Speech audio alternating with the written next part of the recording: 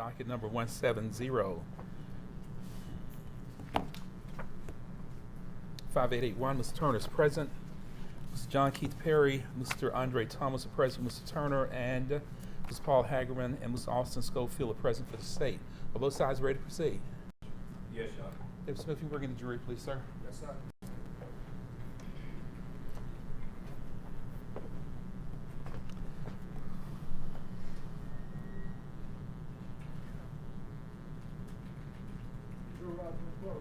Yes, sir.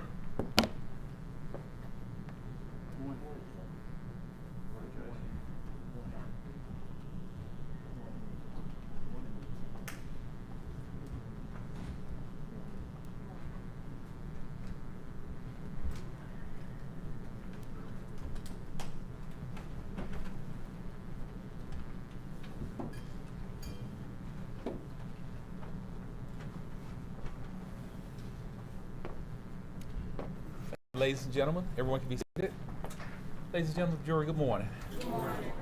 How was your weekend? Good. Did we find something for you to do yesterday? Yes. Okay. How are the meals? How are the accommodations? Are the deputies treating you well? Yes. Good. It is not 10 o'clock, it's about 11:05. I want to apologize to you as I told you I had to qualify the grand jury for the September term. I'm sorry, March term. So we qualified two different grand juries this morning. One that would meet Tuesday this week and one that would meet Thursday this week. And we had to qualify that grand jury so the grand jury can continue its work. So it took a little longer than I would like it to take, but that's what the delay has been. It has nothing to do with this case, nothing to do with these lawyers. I had to talk to about 60 other possible jurors this morning to qualify 18 grand jurors for Tuesday that will go to work tomorrow morning, and 18 that will go to work on Thursday for the next 2 months through May 10th and I think May 12th. So appreciate your patience. I do apologize for the delay.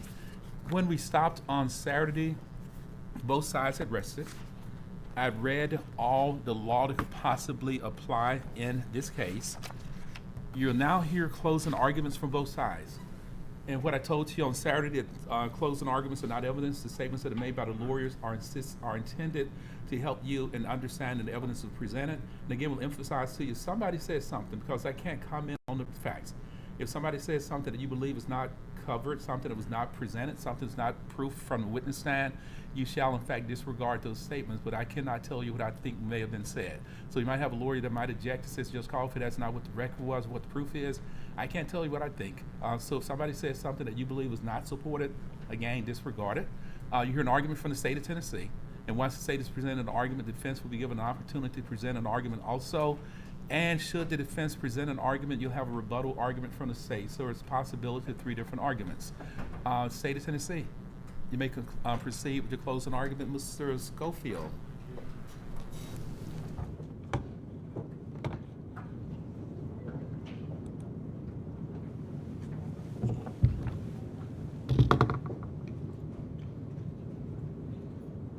So a couple problems with conspiracies.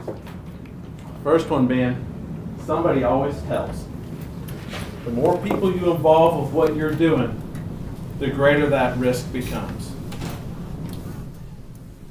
So when you're having conversations in your kitchen in front of multiple people about killing your ex-husband, you're creating problems for yourself. And that's what Shara Wright did right from the get-go.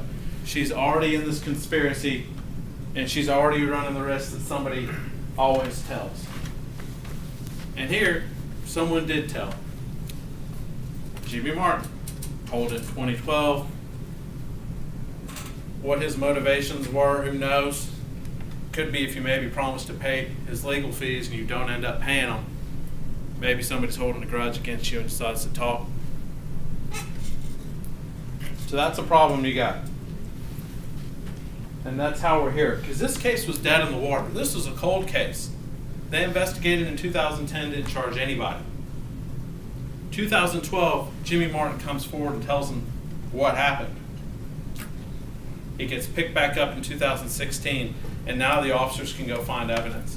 They can go talk to other witnesses they maybe didn't know who they were before. They can find things to confirm Jimmy Martin's story. But that all comes from someone's always going to tell. Your number 2 problem with conspiracy These are amateurs. We talked about this during openings and voir dire. They're written a 1-800 hitman hotline. So if you're Shara Wright, you decide to kill your husband, who are you going to get to help you? You can't just go down to Home Depot and ask around for murderers. So maybe you ask your cousin. He's kind of a shady dude, already has some legal problems. Maybe you're helping him out pay his bills. He may owe you. Who else do you ask?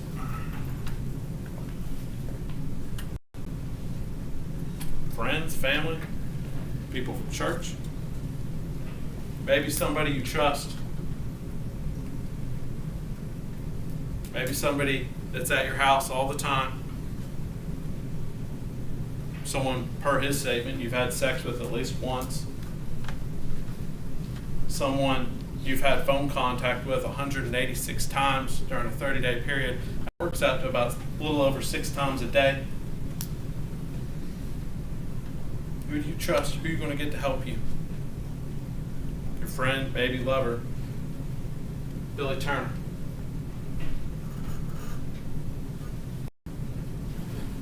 So, let's go through the elements real quick. First degree murder, clearly we got a murder. Lorenzen Wright killed, shot multiple times. Clearly that was intentional. And you've heard the proof from multiple people. Claudia, Jimmy, it's not in dispute. This is planned out beforehand. Clearly there's premeditation. The elements for first degree murder, premeditated, have been met. Conspiracy, an agreement. We went over this a lot during voir dire. You have your jury instructions you can look over. They'll say something that probably looks a lot like this.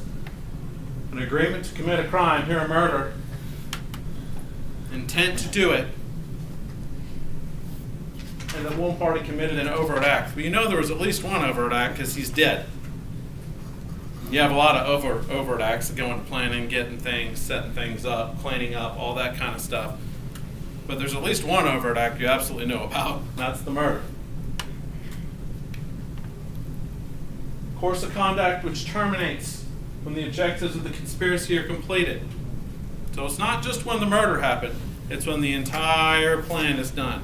Planning the murder, setting up the murder, committing the murder, cleaning up after the murder, hiding things, making sure nobody finds out. Just in this last part, specifically in your jury instructions, it'll say concealing the crime. So when we're talking about a conspiracy, we've got any agreement between these folks, and anybody does an overt act up to and including the cover-up. And you've certainly heard from at least 2 witnesses about meetings to kill Lorenzen Wright where Billy Turner was present. We know the overt act was committed because he's dead. We'll go over some other overt acts that were committed as we walk through this. So the elements of conspiracy to commit first-degree murder have been met. Criminal attempt, first-degree murder. You're going to do the murder, but you don't pull it off.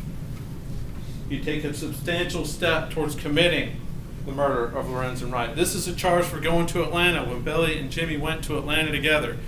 Getting in a car, getting guns, driving to a house, sneaking in a back window that Sheriff probably left open for you, and walking around trying to find the person to kill, but he's not there. That is a substantial step towards the commission of the murder of Lorenzen Wright. It's a whole bunch of substantial steps. So the elements for criminal attempt first-degree murder have been met. So we've met all the elements. All we're talking about now is who did it, what's their involvement. So you had Jimmy's testimony.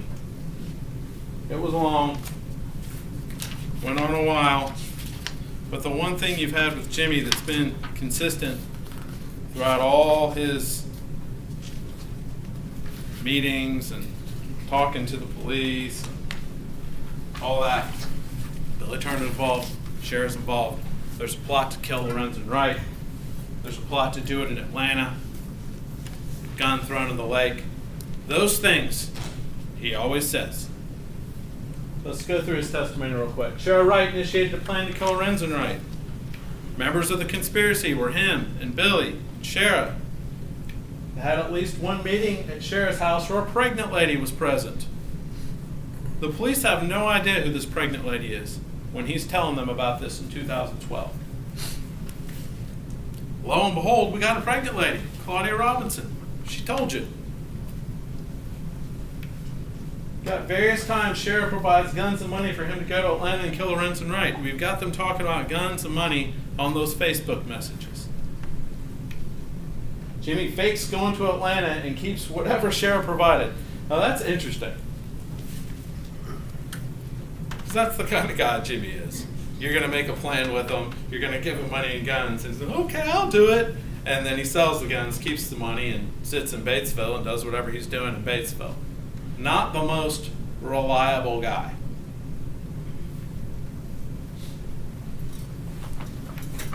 You've got Jimmy then has to go to Atlanta with Billy to kill Lorenzen Wright. He's got to go with Billy because Shara's not a complete idiot. If she sends him again to Atlanta by himself with money and guns, what's he going to do? He's going to keep the money and sell the guns and hang out in Batesville. So who else do you have? Who do you trust? Whose car are you giving Jimmy to do this sort of thing? Billy Turner. Because you can't send Jimmy by himself. You'll just get ripped off again. You got to send him with somebody you trust, somebody you're reliable, somebody you have a relationship with. Billy Turner.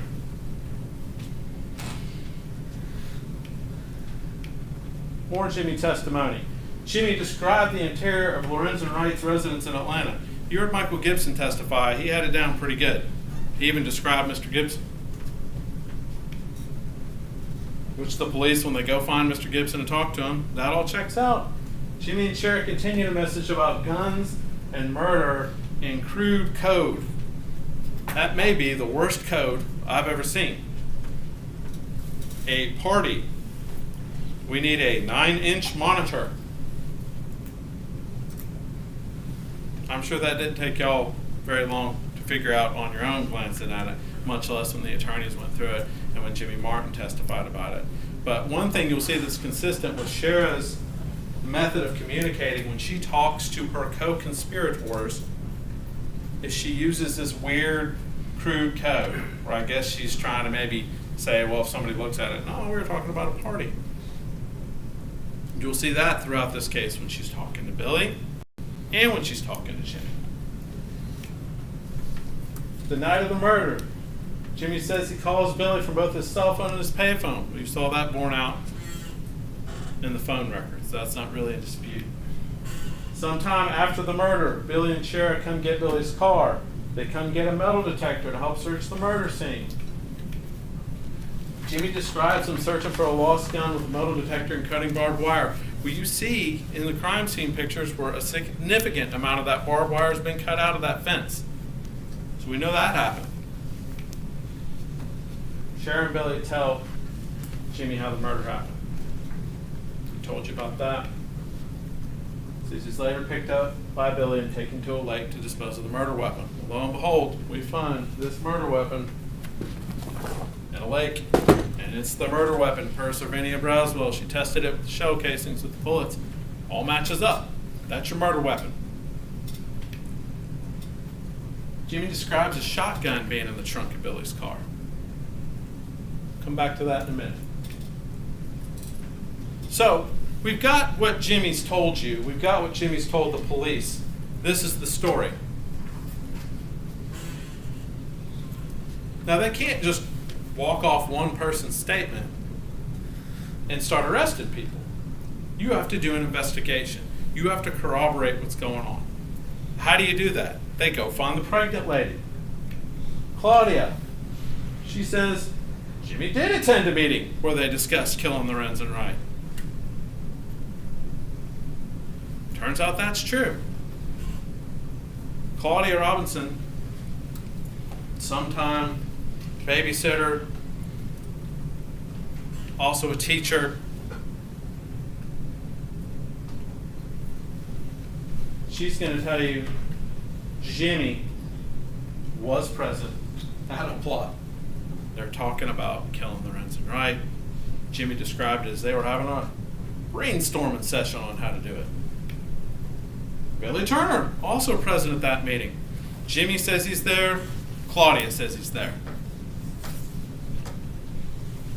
And never at any times during this meeting, we asked Claudia, does Billy get up and say, whoa, I'm trying to be done with a murder, or that's crazier. I don't want to be involved with that. Stays there. Doesn't walk away. Doesn't say, oh, I'm just the yard man. What do you do? No. He stays at the meeting.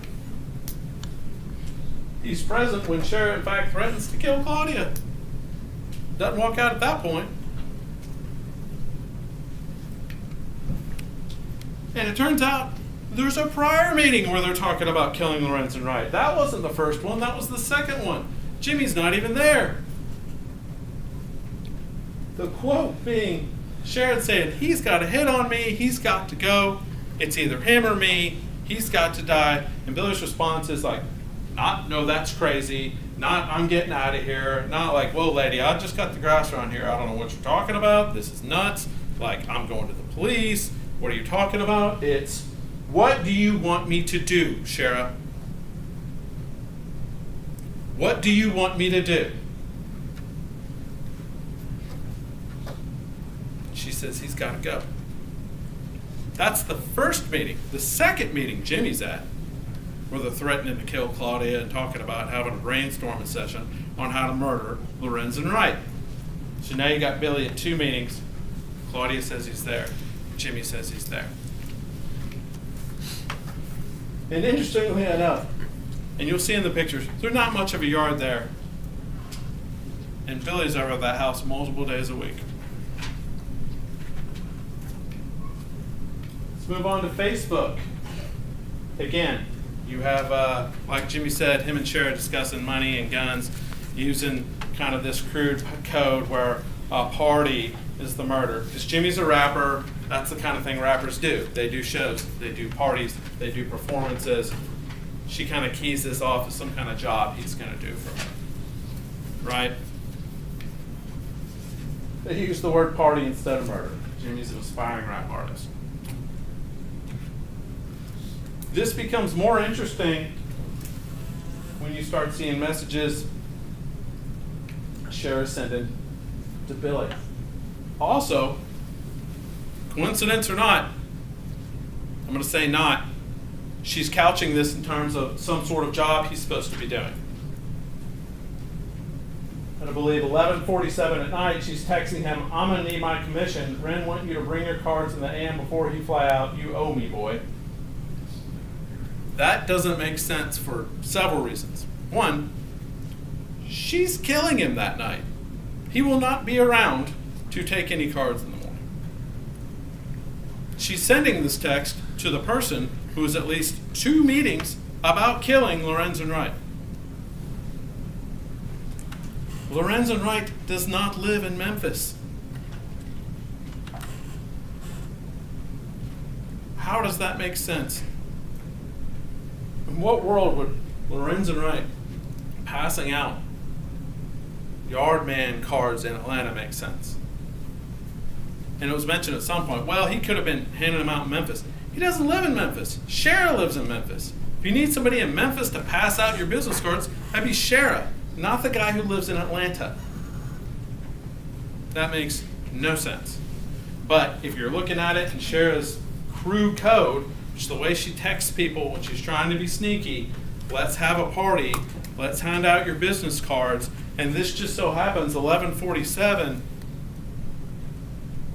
25 minutes before the murder, she's sending that text. 25 minutes before Lorenzen Wright is murdered, she is sending that text. Not to Jimmy, to Billy.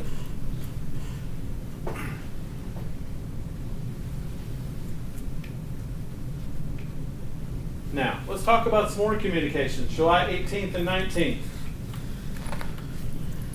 Jimmy is in Batesville. Well, I'll say the phone is in Batesville, per the testimony of Detective Evans. Call 1403, that's 2:03 in the afternoon. Jimmy's calling Billy. Now, for two guys that have no relationship with each other, they aren't friends, they don't hang out, Jimmy doesn't do yard work with Billy. Billy doesn't rap. One lives down in Batesville, one's in Collierville. They sure are communicating a lot the day the murder's going to get done. And not around when the murders get done. This is 2:03 in the afternoon. Billy calls Jimmy back. 4:53. Billy calls him again. Jimmy calls Billy. 5:37. Jimmy calls Billy. 6:13. Back and forth.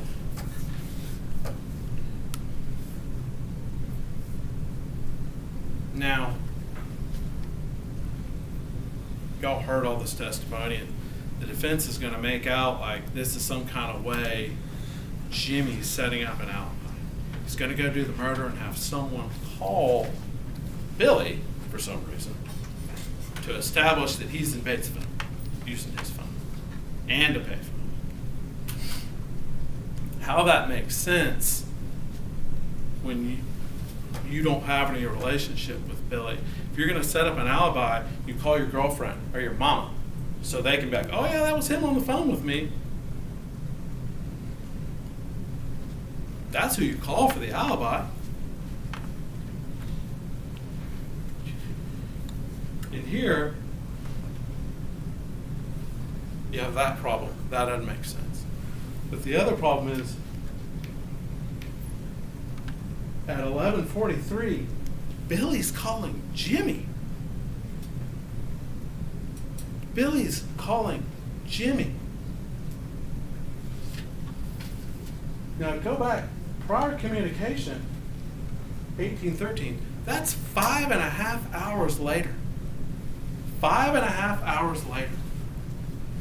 Take a glance at the phone records. Billy has, I think, 11 calls in between these two communications with other people while he's at this cookout, right? He calls Jimmy. Now, y'all heard Jimmy talking. He would have to be one heck of a criminal mastermind to make Billy call him for his alibi. I mean, that's unbelievable because it's unbelievable. Because this isn't some insane attempt at creating an alibi for yourself. Billy called Jimmy. Then Jimmy calls him back from the payphone, 12:01. Jimmy calls him back from the payphone, 12:02. Jimmy calls him from his cell phone right as the murder is happening. Jimmy's in Batesville.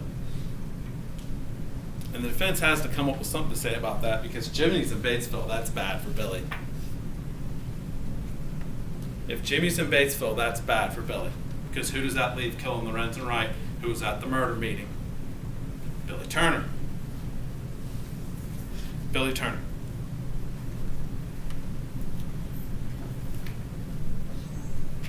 And then we have a call at 12:14 that's important, not because Merle Hampton's calling, but as you've seen with the maps, that places Billy away from his home.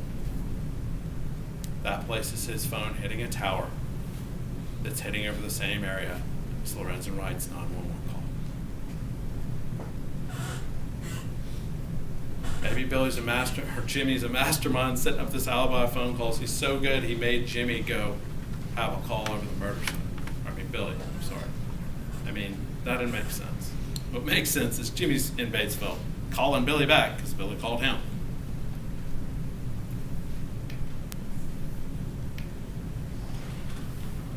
You see the locations there.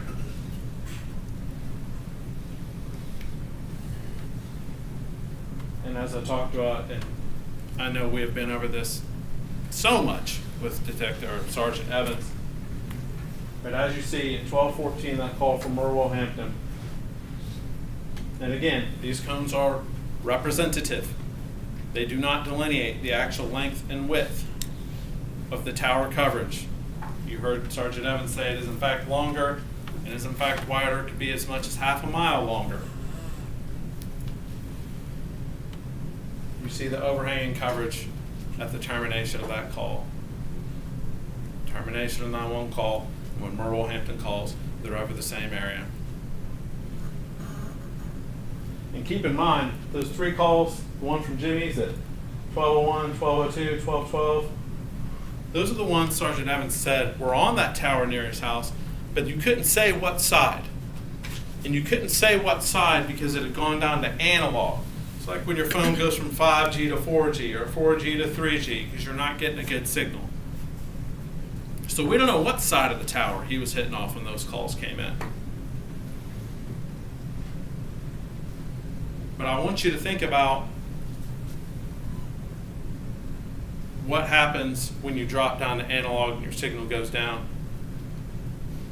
It's very possible his signal got worse because he was in the more rural area where they're killing Lorenzen Wright. And if you shade up the tower coverage from that home tower, that puts you right there, wouldn't it?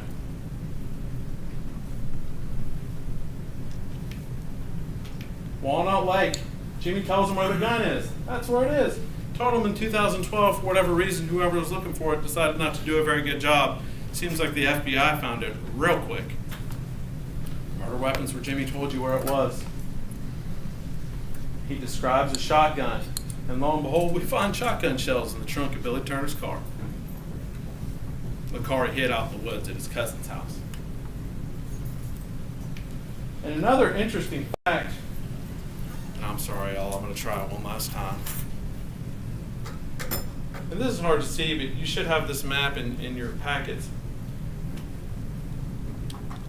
The lake for Walnut was described being out this direction, past Holly Springs, I think down 72. This is where Jimmy is.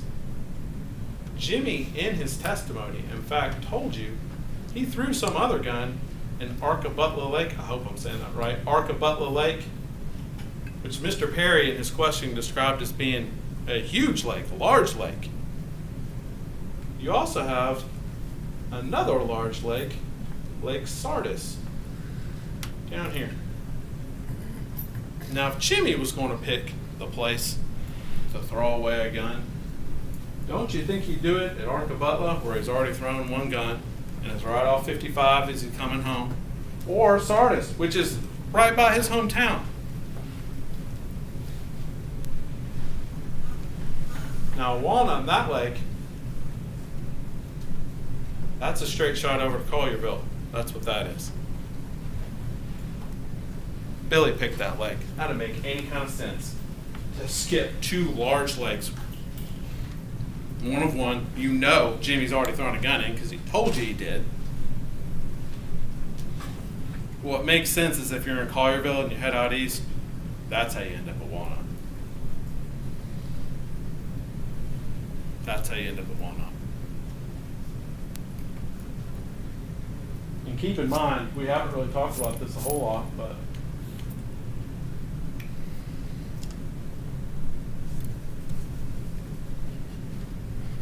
if Jimmy's going to do this killing, wouldn't it make more sense for it to happen down in Mississippi, somewhere he's familiar? We haven't really talked about how this is right by Billy's house. There's no lack of rural area in Collierville to kill somebody, especially back in 2010 when things weren't as developed as they are now. We're going to get your cards to give Lorenzen, and then lo and behold, he gets killed over by Billy's house.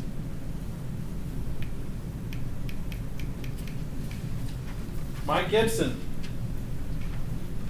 he testified. He tells you about the details, the exact same details that Jimmy's telling you about going in the house. No alarm system. He tells you Shara made an unexpected visit in June and told him she checked the place out. That fits everything along with what Jimmy said.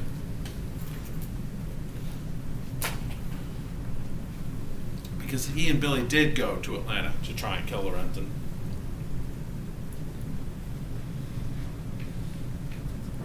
Then you have Billy's statement. Now,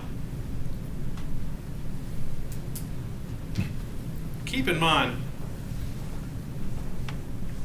that the statement never got to the point where they did the formal written statement like they did back then.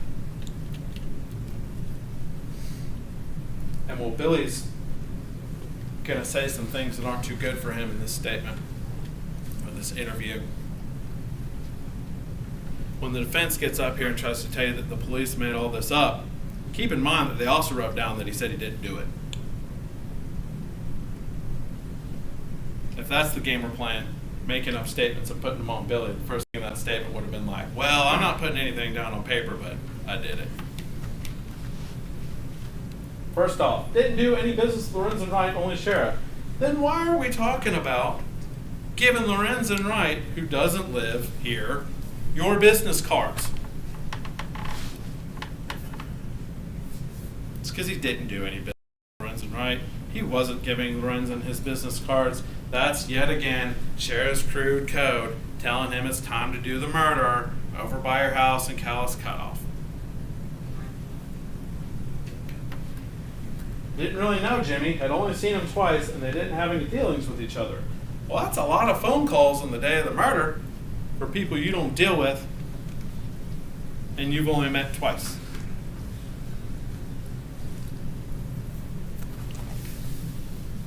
Sexually involved with Shara. That's important. Because you're not just going to trust the guy who cuts your grass to get to a murder. But the guy who's over at your house all the time, the guy you're having sex with, the guy you're talking to 6 times a day, that'd probably be somebody you trust. He couldn't explain why his vehicle was at Shara's house the morning Lorenzen Wright was killed. That should have been the easiest thing on earth. I'm there to cut the grass. I'm there to cut the grass. I'm there to plant some shrubs. And that should be instant.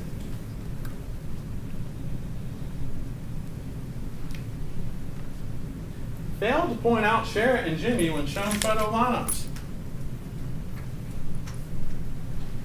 Shara, Jimmy. You could maybe understand Jimmy, but not Shara.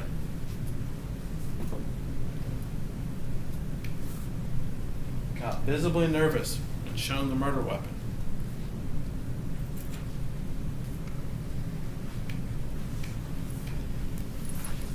Said he met Shara at church when she suddenly came to town in 2017.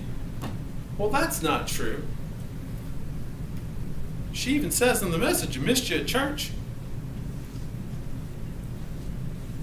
If you're having a completely innocent meeting with Shara Wright to talk about Snoop or whatever, why are you going to tell that? Because you know he didn't. You've seen the pictures. You've seen where Shara is yet again communicating with Billy in a crude code. This your sis from Cali. And the code's so dumb, he doesn't even know who it is. You can read those and see the response. And and the other woman who's actually phoned it has to say, this is Shara on my phone. Now, why are you going through the third person's phone? She could have got her number. The woman had it. She could have got it and dialed in her own phone and called him. Why are you calling from a third-party phone? Or not even calling, texting this stupid code, this your sis from Cali. Why not be like, this is Shara. Are you coming to the cookout? Or dinner, whatever it was? No. Yet again, Shara using the crude code she uses when she talks to conspirators. Admitted to getting the metal detector from Jimmy's mom's house. Jimmy says they got the metal detector. Ellie's agreeing they got the metal detector. Gave some story about finding a diamond ring. But this fits in with what Jimmy's telling you. They got a metal detector to look for the 25 that was dropped. We know there's a 25 because there's 25 shell casings. Admitting to going to Atlanta to visit relatives but couldn't give the names or phone numbers of those relatives. Phone numbers, okay. Even addresses, okay. But if you tell me you got relatives living in Atlanta and I ask you who are they and you say,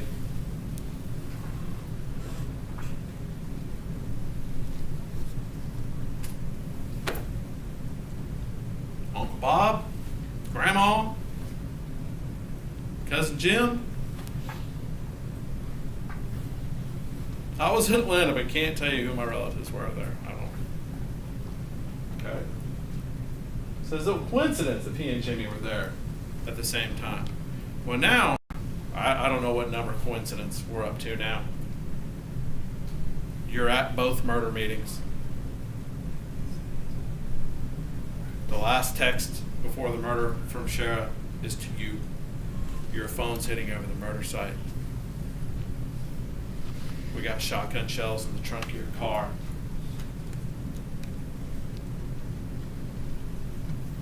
You're saying you're in Atlanta. You don't know the names of your relatives you're visiting. And if you're there at the same time as Jimmy, it's a coincidence. That sounds like somebody that went to Atlanta with Jimmy and is trying to explain how he didn't go to Atlanta with Jimmy. You've got Lieutenant Beasley's testimony. They get a tip that Billy's cousin is all of a sudden trying to move this Dodge that's been sitting back there in the woods all these years. That's a bit strange. To the point where he's dragged it out of there and flipped it upside down on a wrecker. He's trying to get it out of there so bad. Till a neighbor calls and tells on him. Same car they were using at the time, same car he loaned Jimmy, same car they used to go to Atlanta, just like Jimmy said, in a Dodge. He identified the smashed up version of the car, said it looked the same.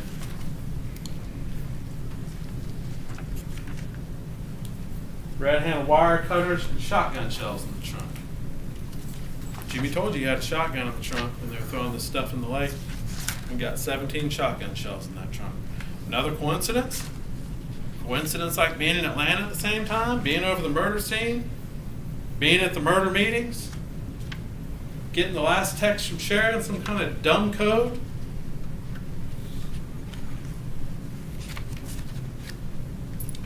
Let's go back to the secret meeting.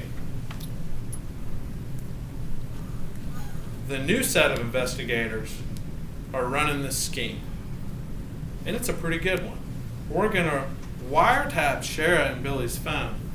We're going to release to the media that we found the murder weapon, and we're going to see what happens. We're going to see what happens.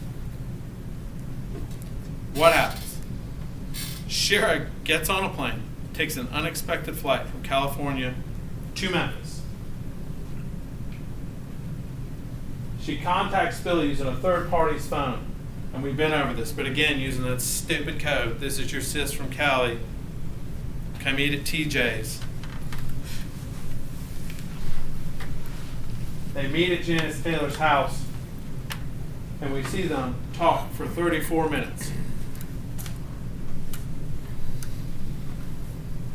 If you're catching up, talking about what everybody's been doing, who's been at church, how things going, how's the lawn business, how's California, how's the kids, what have you been up to?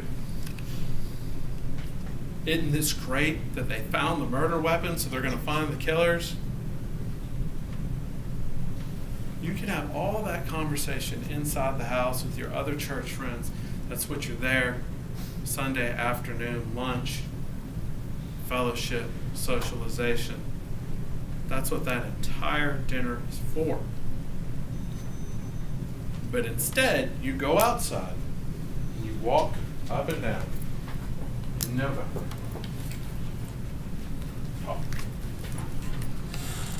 Talking after you've had this meeting arranged with a third-party phone, using code.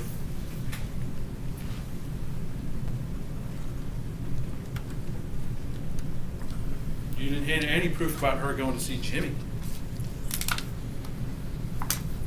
She went to see Billy. And the detective on the surveillance team told you they didn't observe her go to any other secret meetings. They were watching. They were listening on the phones. They're seeing what she's doing. She had one secret meeting. That was with Billy Turner.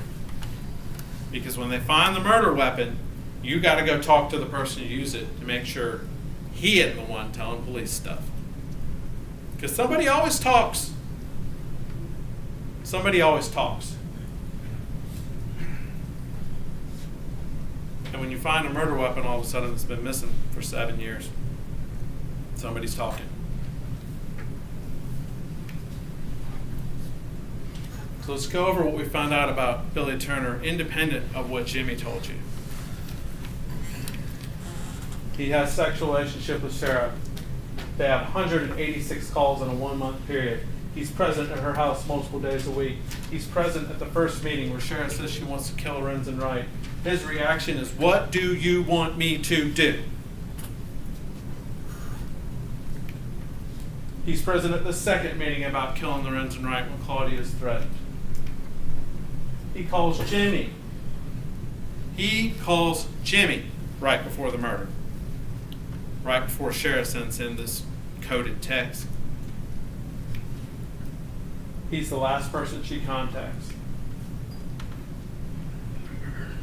His cell phone connects over the same area as Lorenzen Wright's 911 call. You heard Sergeant Evans tell you that has to mean he left his house. It's too far. So he's left his house and he's over the same site. The murder occurs near his house, but not on the same tower, as you heard the sergeant tell you. Shara erases all her texts.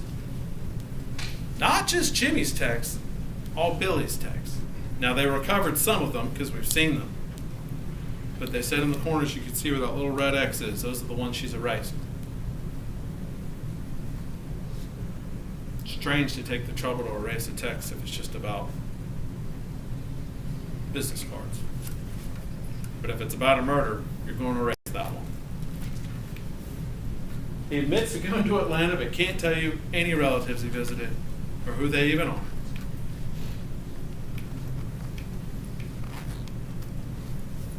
Again, call using the third party, crude code, lies about the nature of his meeting with her. He was part of this conspiracy to kill Lorenzen Wright. He's at both meetings. He never says he doesn't want to be a part of this. He never says, "I'm not doing this." He in fact says, "What do you need me to do?" So you know he's in on the agreement. You know he's in on the plan.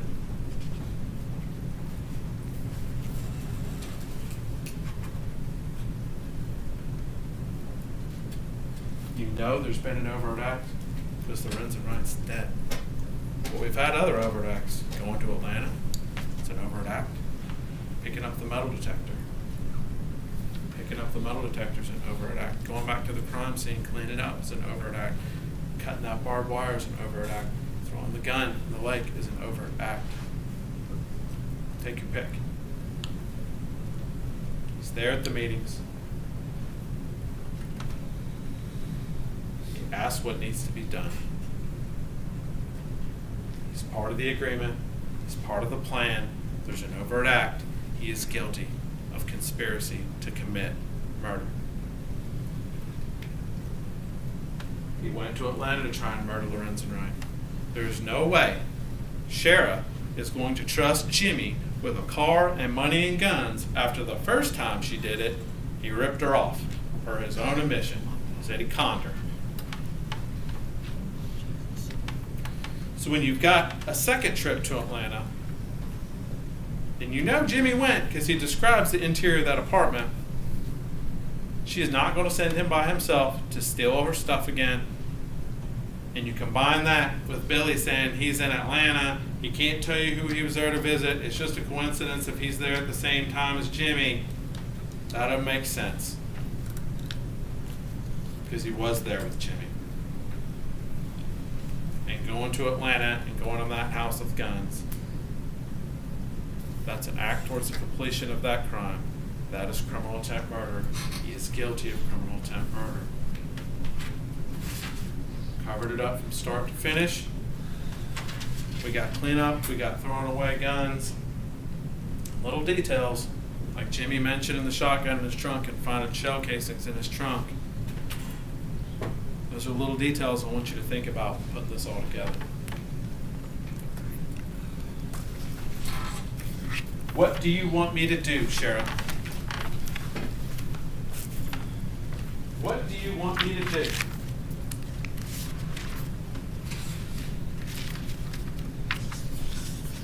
I'm still shaking.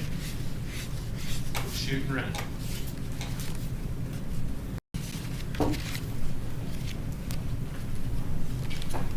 I'm still shaking from shooting red. That's what Jimmy said he said. Those are the two statements you need to keep in mind when you're thinking about who murdered Lorenzen Wright. Whose phone's over the site? Billy Turner. Who's the last text with Sheriff? Billy Turner. Who said, "What do you need me to do?" Billy Turner. Who's the person who murdered Lorenzen Wright, pulled that trigger while Jimmy's in Batesville? Billy Turner. After you review all this proof, I expect you to find him guilty on all charges. Thank you. Thank you, sir. Ladies and gentlemen, before the defense presents a closing argument, does anyone need a break? Ms. Perry, you may proceed. Cut the overhead from my presentation. All right. Yes, sir.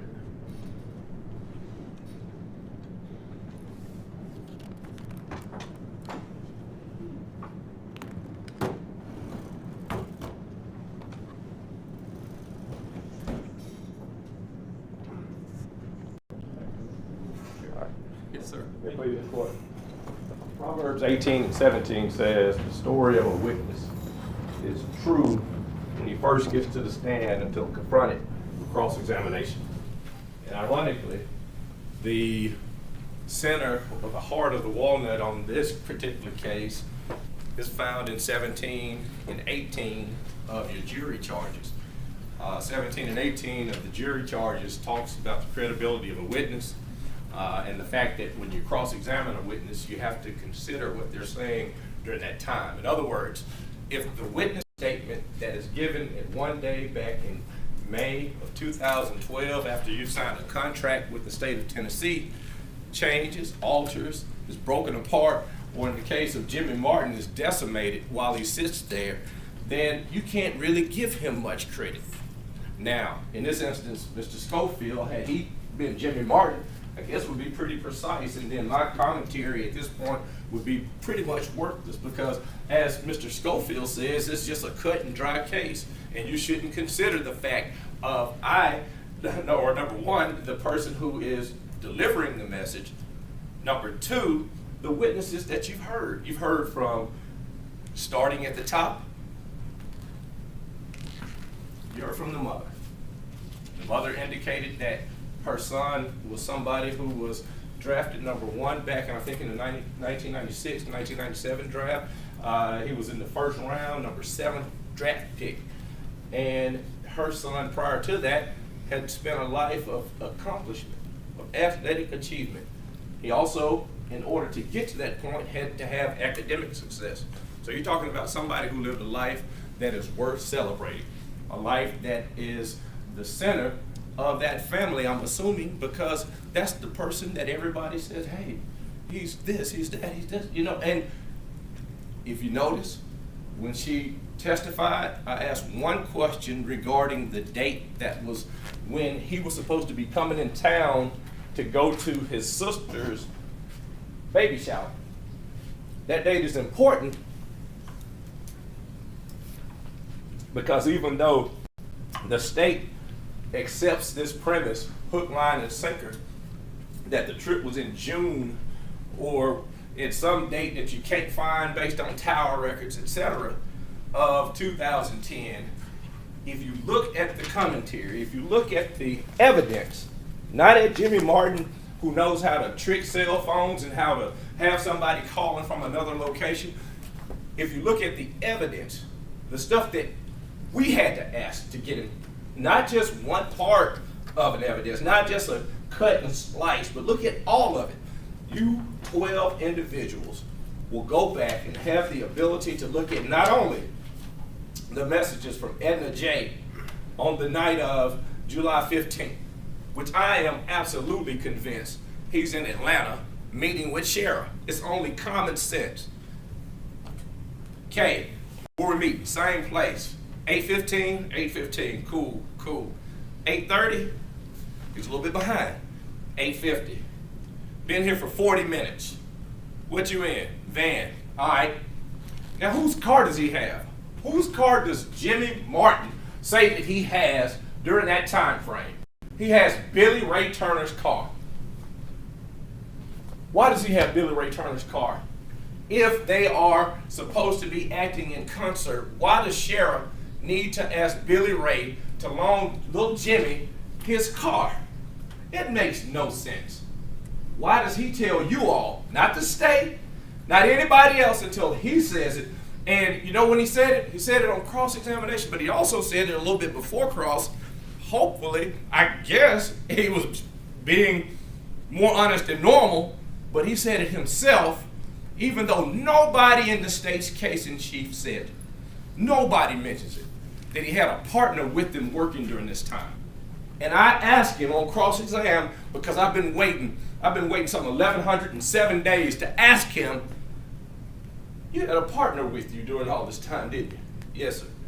Because prior to that, on direct, he said it, oh, that text message, it was off because my partner that's texting it said it. Now, he was clear. That ain't Billy.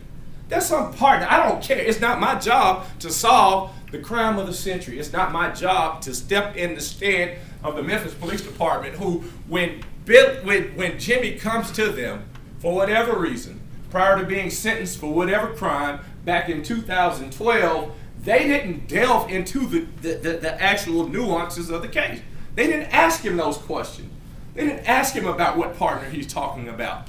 They listened to some crazy contrived case or the story about him telling them verbatim that this man is jumping through the woods like a deer, that he got shot at this point, that at this point we were running this way, and he also, if you notice, would mix his pronouns up. We, I, they, you don't know where he was, but if you look at those Merle Hampton text messages, it'll become clear that he's absolutely positively in Memphis at that time. It'll become clear on the night that he got killed that that person, Jimmy Martin, was not only the person who was there, who was working on setting it up, who didn't tell police back in 2012 that he had ever been in Lorenzen's apartment, but this week described it perfectly, in 2017 described it perfectly, and then he says it step by step, an additional step along the way, that yeah, I did go inside. And then finally when he testified, I went inside, pistol drawn, and I was with Billy. But if you notice, how did Billy get there? He says he took Billy's car at Sheriff's request from Sheriff's home to Batesville, Mississippi. He also said that he went from there and took some guns that Sheriff supposedly gave him, that if you recall, and I asked because it is an important fact. Now Claudia and Jimmy have been given these different agreements, and they all say the same, well, yeah, it was a couple of meetings, and yeah, Billy might have been there, but they both said the same things on this. Billy never agreed to do something on behalf of anybody. Now that's important. I don't care what you say or how well it draws for the purposes of a PowerPoint presentation. They both said Billy Turner did not agree to do anything. Now, it's confusing somewhat on whether or not Billy was there and heard some roundtable meeting, because if you listen to Claudia, she never saw a meeting with any guns. If you listen to Jimmy, Billy wasn't there at the meeting involving any guns. I don't remember him being there. That's the center meeting. That's the meeting, according to Jimmy, that Sheriff gave him the guns to go and trade and get a 9mm and a 25. Ironically, the caliber of the spent shell casings that are out there on that scene. But according to them, Billy wasn't even at that meeting. Now, you'll hear a lot of conversation different ways, and when you all go back there, y'all are going to discuss your various notes. Look at the cell phone records from Billy Turner on the days that are leading up. When he gives his car some weeks earlier, all of a sudden Jimmy does call him sometimes. Are those operational calls regarding this older car that Billy has loaned him? Billy's got his own way in the world. He's got his own business. He's got his own truck. He's also got a motorcycle. He's got his own place to live, his own girlfriend. The stuff about Billy and Shara having sex, if the officer was being candid with you, he said that was years ago. But he kept his relationship as far as trying to help her, like he would do anybody else in that church or in that community if they asked him. Let me be clear. Shara Wright came to Billy with a request to allow her cousin to use his car. He didn't give the keys to Jimmy. He didn't sit up and come up with some concept on what they were going to do together against Lorenzen. How many times have you been in a car with somebody 18 hours and you've never had a conversation about anything with them? That's law enforcement asking him about it. That's John Perry asking him about it and saying, y'all talk about anything. Y'all didn't talk about sports. Y'all didn't talk about the world. Y'all didn't talk about Shara. Y'all didn't talk about anything during this 18-hour trip where you drive to Atlanta. It's too early to try to go into the home. Y'all go to IHOP. Y'all don't go inside IHOP. And why are these points important? Because everywhere that you can try to say that this person can be seen on a camera, he doesn't try to validate it. But wherever you can tell that his car has been at a location, because he knows this, and if you listen to what he's saying, he's sitting there driving this man's car. He knows about tracking devices. He knows about the fact if you pass certain areas that the license plate tags or whatever will be there. So he's not stupid. He's not saying, yeah, I went down to Atlanta 3 days before, but y'all ain't stupid either. You can read the information as it's there. Now I'm going to jump a little bit and I'm going to come back. Now, you have all of these different messages. You got Facebook, the Facebook messages. The only reason he was so nice about explaining those and, oh yeah, that was our secret message, etc. He never told the police about those messages, ever. He didn't tell them until Billy Turner was in a jail cell for 3 months. He told them because they confronted him with getting the Facebook record. But you don't have those Facebook records from Billy. You got those Facebook records from Jimmy. This is in a code. Shara talking to Ren on days prior to him coming to Memphis is crystal clear that she's in Atlanta. You got a chance to read the whole thing. They got a daughter down in Atlanta that's doing a modeling show. And she's down there talking to him about that stuff while she's in Atlanta and while her cousin, little Jimmy, is rendezvousing with her. Ain't nobody talking about some stuff happened in June. And ain't nobody, how in the world is a window open in June, you're gonna have the confidence to do it in July? That doesn't make any sense. He's down there during that same week. And if you look at the records, when he's talking about where are you, and why is she talking about meeting at a location, same place as before, and why is it that you can't pinpoint what time you're going to arrive unless you're arriving at a place like Atlanta to do whatever you're trying to do? It doesn't make sense. But these are codes that are in messages. I mean, in messages that are in codes. When you're talking about Edna J to Edna J. I know you're tired of me and my party, but what's up? You good? Everybody's straight. That's from Jimmy to Shara. When Shara has been using Billy's car to allow her little cousin to drive, in Billy's mind, to legitimate locations, what did she tell him I want to do for you? You know, Lorenzen Wright is not just some basketball playing guy, what have you. He's a guy who in this area was a star. At Booker Washington, he was a star. University of Memphis, he was a star. And then he's a pro athlete in the Grizzlies, for the Grizzlies in this area. Do you think that he's out passing cards to people on some corner about doing it? Or do you think that Shara is going to explain to Billy, man, he knows all kind of bankers that have buildings. He knows all kind of folks that have, he knows the president of FedEx. He knows the president of this location. He can get you on with all kind of folks. You help me out like this. And then the setup call Why in the hell, if all the other calls are in code, is her code to Billy directly mentioning Ren? Because she's trying to put him in the situation. If something goes wrong, and let me also say this. From everything that I've read in our discovery and the stuff that I know and have tried to learn about Ren, he wasn't stupid.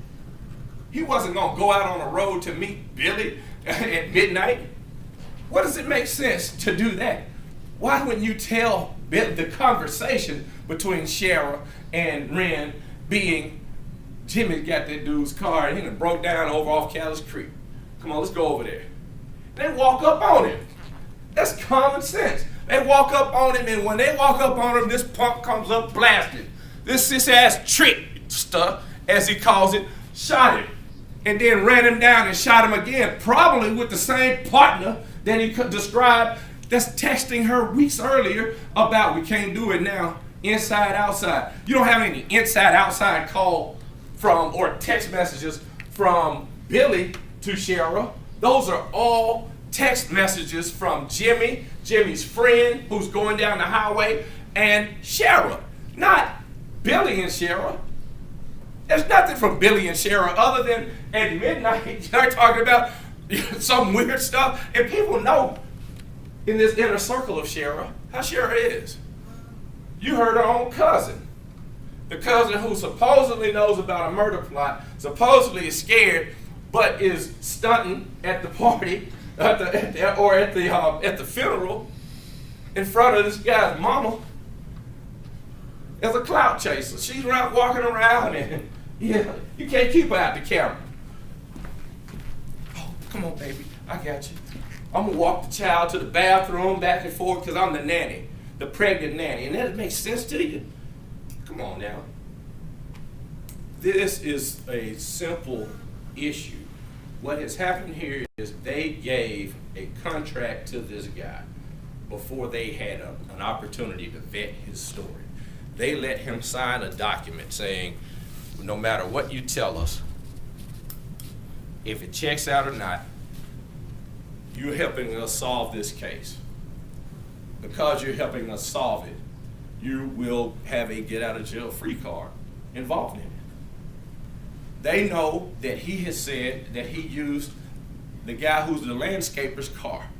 The media builds a story up about, well, this is her lawn man.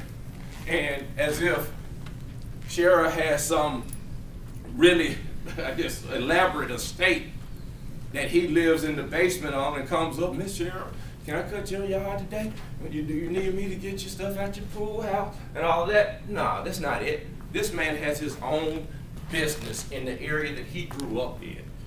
And he cuts her yard and he cuts other yards on that street, he cuts other yards on that block, and he's respected. And they want to try to make him out to be what he ain't, somebody who Shara can manipulate. If you look through the rest of his messages, there's no manipulation between Shara and Billy, other than the fact that he was nice enough to loan the car keys to his vehicle, an old roustabout vehicle, and let her cousin use it to go back and forth, supposedly for legitimate work, to go DJ or whatever it is that he wants to do during that time frame. But why, if I'm involved in some conspiracy to kill her husband, am I going to put my car in it? That doesn't make any sense. I'm going to give you my car keys and allow you to come up with a conspiracy involving me. I'm going to talk about this conspiracy in front of cousins that I don't know as well, other than what Claudia said. He was nice, he was prayerful around the house, and he would come over some. Now, if you take it with Claudia's words, they radioed her up. Everything that can be documented to be brought in court, you hadn't heard any. How are you going to have recordings where she is supposed to talk about Billy, hopefully? I'm assuming that that's why the police would mic her up. And you don't have anything that at all that's bad from either Shara and Claudia about Billy, or from Claudia to any other third person about Billy. You don't have any of that. You just have word of mouth about what supposedly Billy and Shara told this guy in the days after regarding a murder. Now, another central point. Why, if you're going to be involved in this, to the sense that you're trying to gather information to blackmail somebody, why are they going from Collierville to Batesville to recruit you to do this crime repeatedly, according to his testimony? Why would you just not say anything? What would be the purpose of the blackmail? Why do you have an expectation that she's going to continue to pay stuff for you, and it's based and predicated on the fact that you're going to commit this murder? How does that make any sense? Yeah, Billy, they went through his finance records, they went through his bank accounts, they went through everything. There's no mention of any sort of money that he was supposed to be. And when confronted by Mr. Thomas about that fact, he's going to say, well, it's paid in other ways. But he never said what the other ways were. That was supposed to be that he's so enchanted with her that he's going to commit a murder. Now, the thing about being enchanted or sprung or over the top about a female, you might kill somebody that you think that she's interested in, or you think that he's disrespecting you. That's not going to lure you into some crazy contrived murder plot.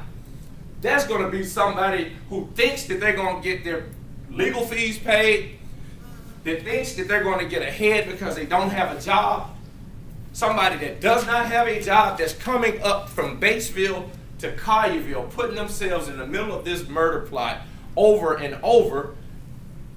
Come on, y'all. Why would they have to go after Billy? Why would the state of Tennessee put Billy in front of you all for this week to try to resolve this? Because the state of Tennessee is smart enough to know that they wrote a contract with a guy like Jimmy. And if you write a contract with a guy like Jimmy who has all the details of all the stuff that was supposed to be involved, how do you solve the murder of this son of Memphis? How do you solve it?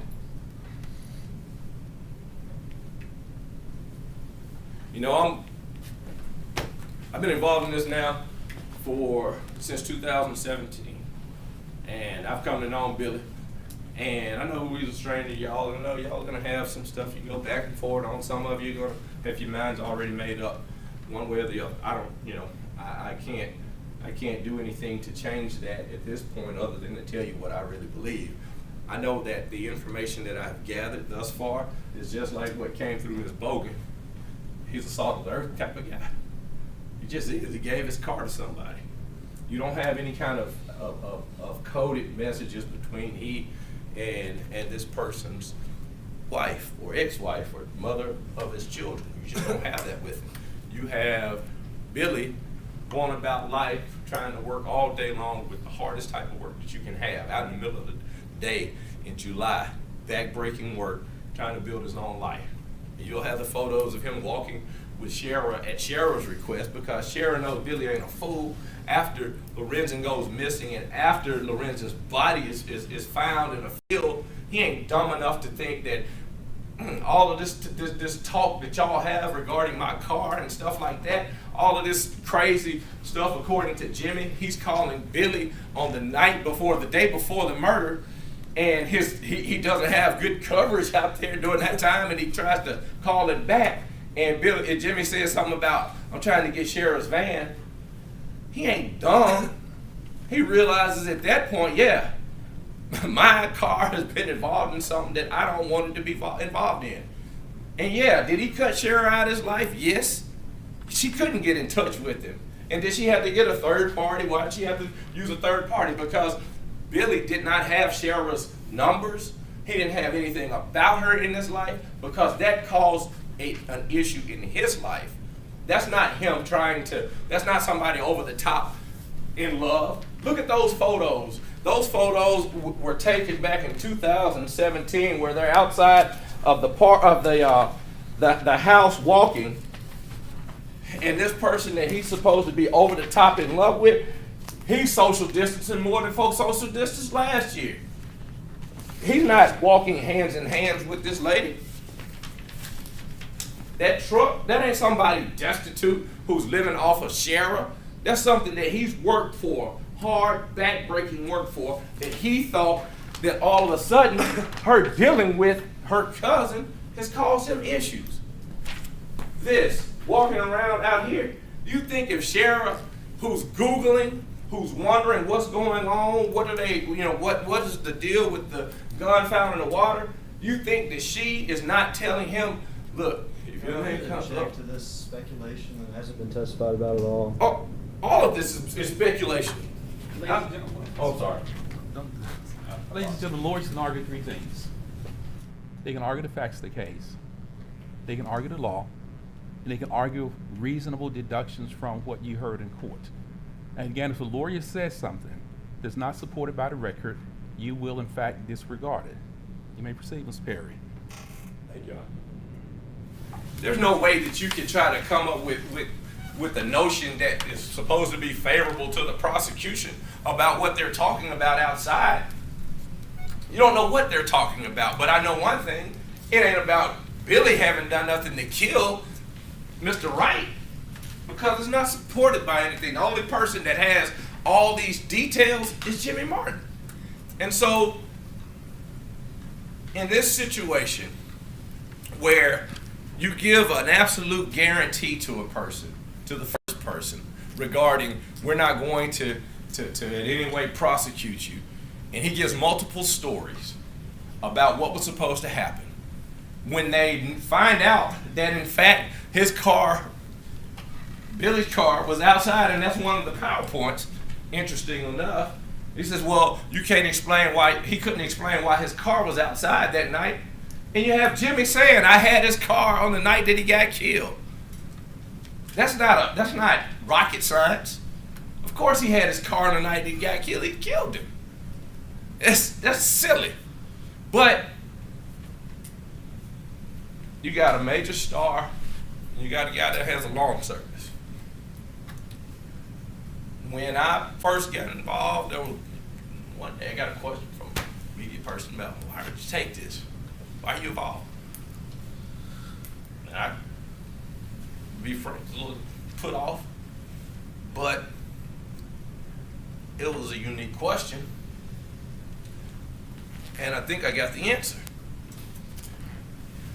In looking at it, like I was saying earlier, Lorenzen and the friend and fraternity brother that came in here that described the fact that he had been on the couch in that apartment, but didn't see my guy in that apartment, but that he had been in that apartment, and described the layout of the apartment, same way that Jimmy, who had been in there, has described, misses his friend, and I understand and respect that. The city of Memphis misses a person who went off to the big life and came back and gave back some. There's no doubt about any of that. But here, just like Lorenzen is important to his family and friends, Billy Ray Turner is important to his. And you have, in this instance, a person who, if you take the credibility of that person and bolster it in behalf of what the state is saying, then I guess you'll get to the point that the state is saying is right. But I believe that if you take it and you shake it a little bit and look at the credibility of the way that he answered questions, that it was purely illogical. But more importantly, he repeatedly lied. He talks about the fact that he saw a 2-foot-long bolt cutters, and they showed you a picture of basically some handheld cutters that they're going to try to say cut barbed wire that was dense. And that when they send it off to the crime lab, you don't have a report saying this, in fact, is the bolt cutters that cut this wire. It just doesn't make sense. Radio splicing cutters, they're not the same as bolt cutters. But Jimmy Martin cut those bolts and threw them in some water somewhere. But when you measure Billy Ray Turner and Lorenzen Wright, of course, Lorenzen Wright, being a 7-footer that was talented, that went out into the world and did what he was supposed to do, seemingly is more important. He's worth it. He's worth the fact that this person has to come in and face these charges, because we've given a get out of jail free card to another person. And then you have Claudia, Claudia came in and testified. Did her testimony really damage Billy at all? I didn't think so. Other than the fact that she got put off by my questions towards her, was it making any sense? Did it make any sense if she says that Billy's response to Cheryl was the same as hers? What you want me to do about it, Cheryl? I'll fix to go out here and finish edging and go down the street. That's what that testimony was. It wasn't, yeah, we do need to, what we're going to do. How are we going to do it? It was Jimmy who was saying what he could do and how he was going to do. And Billy not being there whenever the guns were banning about, how do you add that up? What the hope is here, that you all, in consideration of who it is, are going to make a determination saying that Billy's life is worth it. It's worth of finding him guilty of something where the state fails. It's worth it to find him guilty when the state can't meet the burden of proof beyond a reasonable doubt.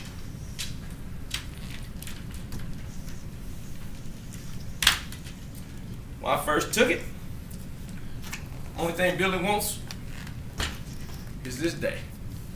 Billy wants this day, that before you all, he would have a chance to get his name back. You got a guy who has a horrible, horrible demeanor.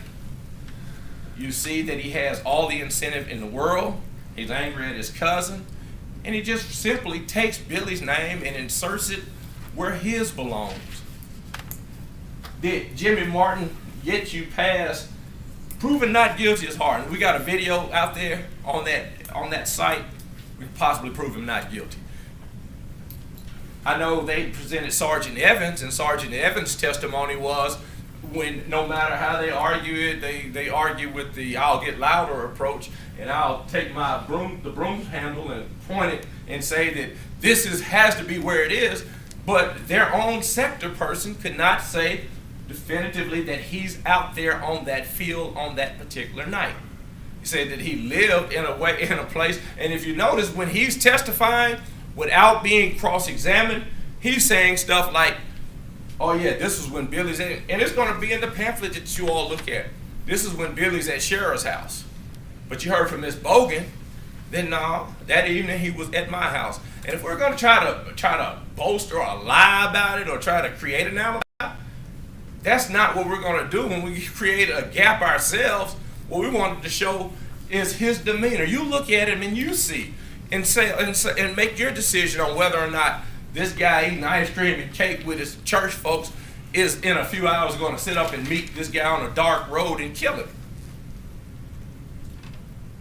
Has anybody gotten you past unlikely? Has anybody gotten you past maybe not? Has anybody gotten you past perhaps? Perhaps Billy did it because he loaned his car for a couple of weeks. Perhaps he wanted to facilitate a murder without there being any conversation or testimony rather, from the witness stand saying that he agreed that he wanted this man killed. So when you're in voir dire and they're asking all of these different questions about, well, if this person is involved in a bank robbery and this person says this and this person says that, and somebody poses the question, well, what did he know? That's where we're at right now. What could he possibly have known if he's not part of any kind of coded language and he's not getting involved with that code with Shara or Jimmy? Have any of them got past suspecting that we're suspecting that Billy did? Now, you have Frias. Frias is the goal to get you right here. That he gets Billy in, he arrests him, he talks to him, he says that other than the first 48, nobody is recorded in 2017. I haven't seen that policy. I'm not going to call the man a lie. I got too much respect for him, but I haven't seen that policy. I know that if that was going to be a policy, that instead of him acting like this, he's moving around in that chair more than Jimmy was. I know that if I'm going to establish that, why I didn't record him, I'm going to have that policy. He says his heart beating out of his chest. My heart be beating out of my chest too. You asking me after you arrested me while I'm at a gas station and pump my gas and got my Gatorade and thinking I'm going home for the day, and you arrested me on some stuff that Shara and Jimmy did, more likely than not, in my car. Yeah, I'm gonna be heartbeat. Well, he tells me that he has had sex with Shara before. He's trying to be candid with the man, but he's wanting all the time. Ain't no recorder, no video in here. I'm just in some room with this guy that I don't know. You think my heart's not gonna be beating a little bit? He's trying to be candid with him. Somebody that he just said he had sex with, you put a picture of her in front of you, and if he's squinting while he's looking at it and he can't tell, does that mean that he is trying to deny it? He told him he knew both of them, Jimmy and Shara. That doesn't mean that he's trying to evade his question. It means he probably can't tell if he ain't seen him in 5 years or whatever. He saw Shara a few days earlier. But from the photos that he had, they didn't show us what photos he was supposed to be looking at. But with the photos, if he can't tell who it is, that's not lying to him. Now, have you gone to Atlanta? Tell me about your trip to Atlanta. That's how you ask him. You ask somebody that question, yeah, I've been to Atlanta with family and friends. Tell me what family and friends you've been to Atlanta with. Man, I'm through. I'm through. We're not on equal ground here. I'm through talking. Let's end this. I'm not some idiot. I'm through talking. I take my chances. Just call me out in court. Hey, this is arraignment day. You want your own lawyer? I don't want nobody pointing. I'm getting my lawyer. I got my own in this world. I vote the way I want. I think the way that I want.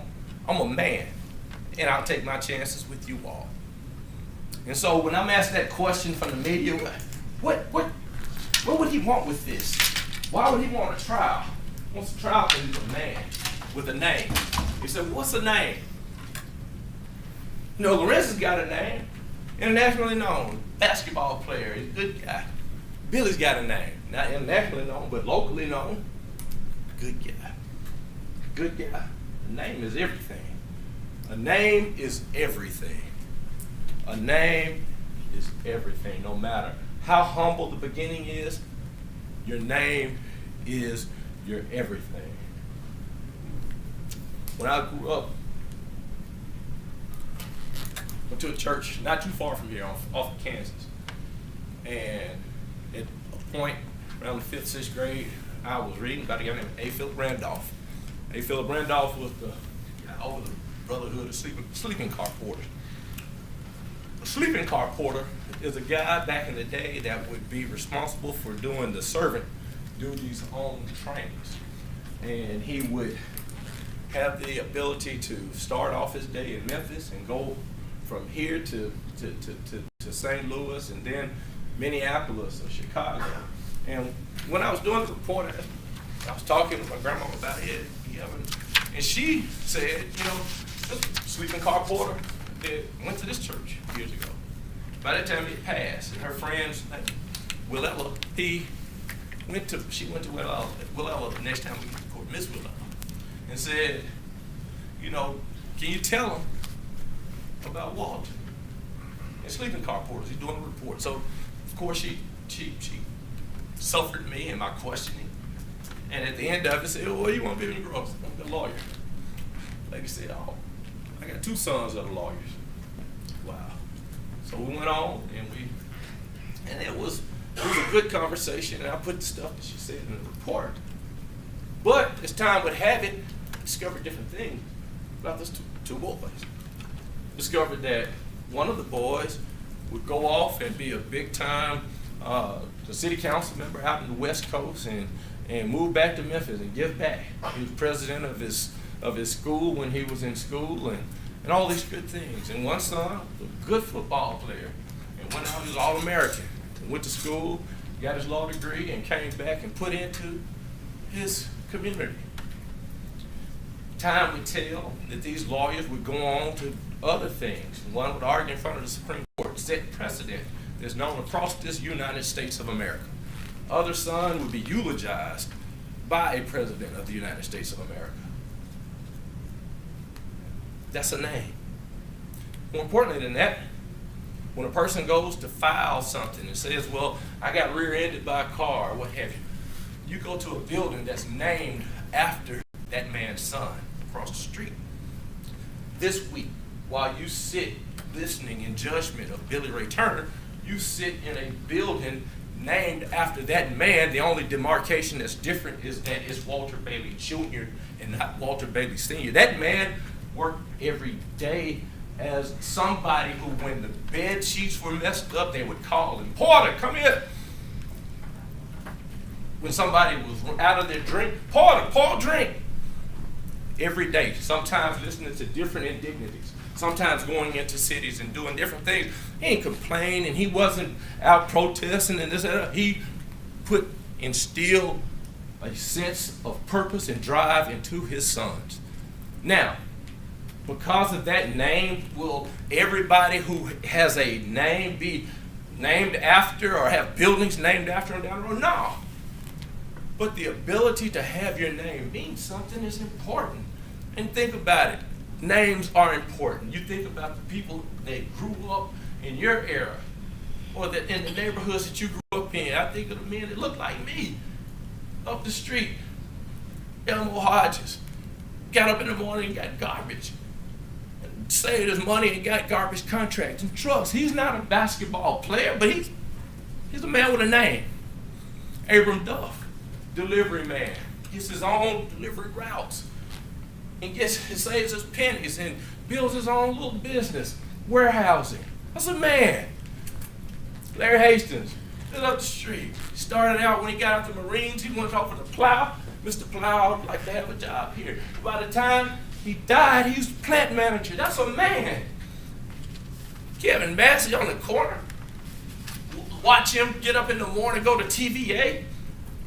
Day in, day out, and I see him come home at 3 in the afternoon, change his clothes, go out to Memphis State, 4 or 5 years, he got a law degree. First lawyer I ever knew in my life, personally. That's a man. And you have names that will ring out from this point forward, so you can't sit up today and play a game with somebody off of somebody who is sitting here changing and playing games with his names. Yeah, I know how to change out cell phone chips. I knew how to make myself look like somebody else. I knew how to. And you look at the ping records of that Merwell Hampton, you see that it's not like what Mr. Evans said.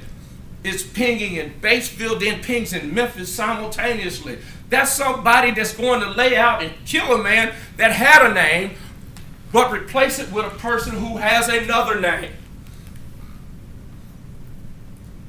You know, they ask questions about, can you serve on this jury? Yeah, you can serve on a jury, and it's important to serve on a jury because you are not the family of Mr. Wright. I could never ask or think or expect Mr. Wright's mama to give Billy Ray Turner a fair trial. Why? Because that's her son. No matter what the state has, proof beyond a reasonable doubt, and as important with her. It won't be, because he's associated with this mess. It's on you all, the 12 of you all, to apply your common sense. Can he have been duped out of the use of his car? And you listen to Claudia's words. When asked by me, when y'all making fun of the fact how nice he is, etc., yeah. You will see the photos that have been introduced into evidence of Mr. Turner on that night. And you all think to yourselves and weigh it. And at the end of the day, you'll see it's not beyond a reasonable doubt that that man could do what they're trying to say that he did. In a few minutes, there'll be rebuttal about knocking down all the stuff that I'm saying. I'm sure it'll either be by Mr. Hagerman or maybe by Mr. Schofield again. In a few minutes after that, y'all will be back there and we'll have an opportunity to listen and to argue and to go back and forth with each other. And I want you to understand that today is important for more reasons than you could ever imagine. And people say, well, why do we have this hard standard? Why shouldn't it be a lower standard? Because back In the 1780s, when they were trying to design a constitution, they found that it should be important. So George Mason and another little Jimmy that would end up actually going on to be a president, little Jimmy Madison, said it's important to have a Bill of Rights. Proof beyond a reasonable doubt is a cornerstone of our country. It's a cornerstone that people have died about. People have died from the Revolutionary War, to the War of 1812 to the Mexican-American War, to the Civil War, from Civil War to the Spanish-American War, to World War I, and World War II, Korea, Vietnam, Desert Storm. When our nation was attacked on 9/11, it was about our principles. It was about the reasons that we were going to end up fighting for another 20 years to eradicate terrorism. And you got people right now standing on the verge of war. You got other nations that look at what we have, and people all the time say, oh, we ain't this, we ain't that. Hell, we ain't perfect, but we are close to it, because no matter what our disagreements on the street might be, that you're able to sit in judgment, colorblind, facts blind, except for the evidence that comes from right there. You all have sworn that you have the ability to do that. And I'm just asking that you do it. No matter what you might like or dislike about each other, that you give in. And at the end of the day, if you're thinking that they failed to reach their burden of proof, you can't compromise that. And it doesn't mean that you compromise. You say, well, okay, well, y'all, if we don't have murder, then let's go all the way down the list and say he must have been an accomplice because he loaned his car. To be an accomplice because you loaned the car, you got to know what they're going to do in it. You have to know exactly what they're going to do in it. Oh, well, we'll come down here and go to conspiracy, which is the hope. I don't think anybody here thinks that somebody's telling you that, well, he told me that he was going to do X, Y, Z, could get you there. But Jimmy didn't even say that. Jimmy came up with a story about actually going to Atlanta, doing this stuff, and he tells you he has a partner that's texting Shara that has never been charged with anything. Why? Because that's the partner that went into the place in Atlanta. And keep in mind this, Jimmy says he gets to Atlanta because Billy appears at his house and says, come with me to Alabama to do a lawn job. No lawnmower, no backhoe, no turnaround, no sickle, no rake, no brooms, nothing. Let's ride to Alabama. And he said, okay, that's cool. Let's go do it.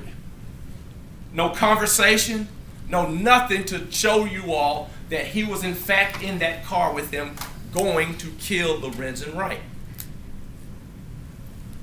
And he's going to dump this mess in your chest. It's wrong. But you all have the ability to right it simply by going down 18 times. Not guilty, not guilty, not guilty, not guilty, not guilty, not guilty, not guilty, not guilty, not guilty, not guilty. This is your right to do. Not your neighbor back there, because your neighbor's ability to change your mind can't happen. Not here. This is too important. Not guilty. Not they failed to meet their burden. I don't care. Not guilty. We ain't talking about not guilty. What? Well, we're supposed to come. I'm not compromising the damn thing. Not guilty. Strike it. Write it down. And you keep on going. You be the strength that you need. You be the strength in that room. You be that beacon of light to put an end to this foolishness. No deals. How many of y'all in the commercial? Don't raise no hands. Don't. No deals. No deals. If you go to the gun trial in Shelby County, no deals. Who did deals? Who did deals? Who did deals with Jimmy Martin? Who did deals with Claudia Robinson? Who did deals in this case? Shelby County, Memphis Police Department. Who said no deals? Billy Ray Turner. Suffer me another few minutes. Remember, 2 years ago, back in Christmas Eve, maybe the day before Christmas Eve, Sam was guilty for a while. And as we talked about the case, because we thought we were getting ready to try back then. Sometimes we talk about music, Sometimes we talk about jazz, sometimes we talk about gospel, whatever it might be. And we argue here or there about who's is Kind of Blue a good album, this, that, or the other. We argue back and forth. So that particular day, what we were able to do is just talk about a gospel song. Neither one of us are singers at all. But it's a song that I like. It's about LaShawn Pace Roads, and it's about I Promise the Lord. I like it because she tells a story about a football player waiting on his daddy. I used to have to do that. And basically, 3 scenarios. And on the first scenario, while he's waiting on his daddy told him, don't you get in nobody's car, have his friends come by. Now, come on, I'll take you home. No, I gotta wait on my daddy. That's me. And then another comeback with some girls. Hey, come with us, go for it. No, I gotta wait on my daddy. And then a stranger came. But when the stranger was there, it was raining. It was raining. It was raining. It's easy to wait on your daddy when it ain't raining. It's easy to say, no, I want to give my situation to 12 strangers in Shelby County. Let them be my daddy on this. It's easy to wait if it ain't raining. But when it's raining, and court days because of COVID might get postponed, it ain't easy no more to not want to plead. It ain't easy to say, I want you all to listen to what's going on and to measure Jimmy Martin and to see if Jimmy Martin is who I believe that he is, a stone cold, sitting on the back of Callis Creek killer that's changed and put my name in that place and take my chances with them. It's raining. It's raining. It's raining. Review it like you're going to give him that ride. Review it to give him that ride home. Because if they're not beyond a reasonable doubt, based off of the witnesses they have, y'all can't presuppose and help them out and feel bad or feel sorry for Mr. Schofield or feel sorry for whoever's going to stand up or Mr. Hagerman. You can't do that. It's too important. And if he's not guilty to you, you hang on, hold on, and fight it out. Because from the case and from the evidence, he's absolutely not guilty. Thank you. It's scary. Spent too much here.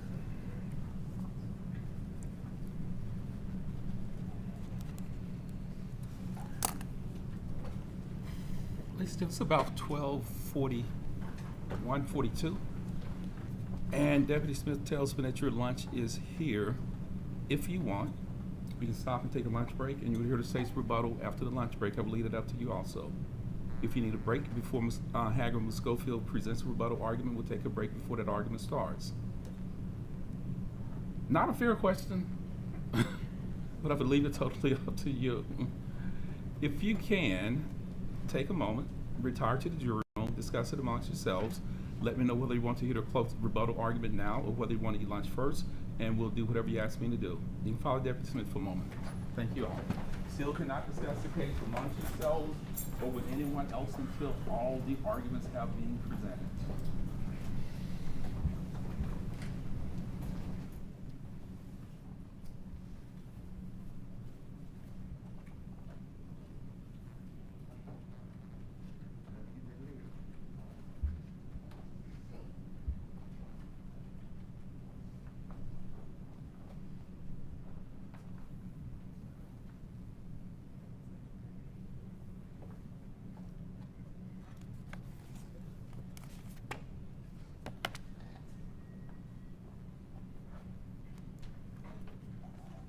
Record, the jury is out.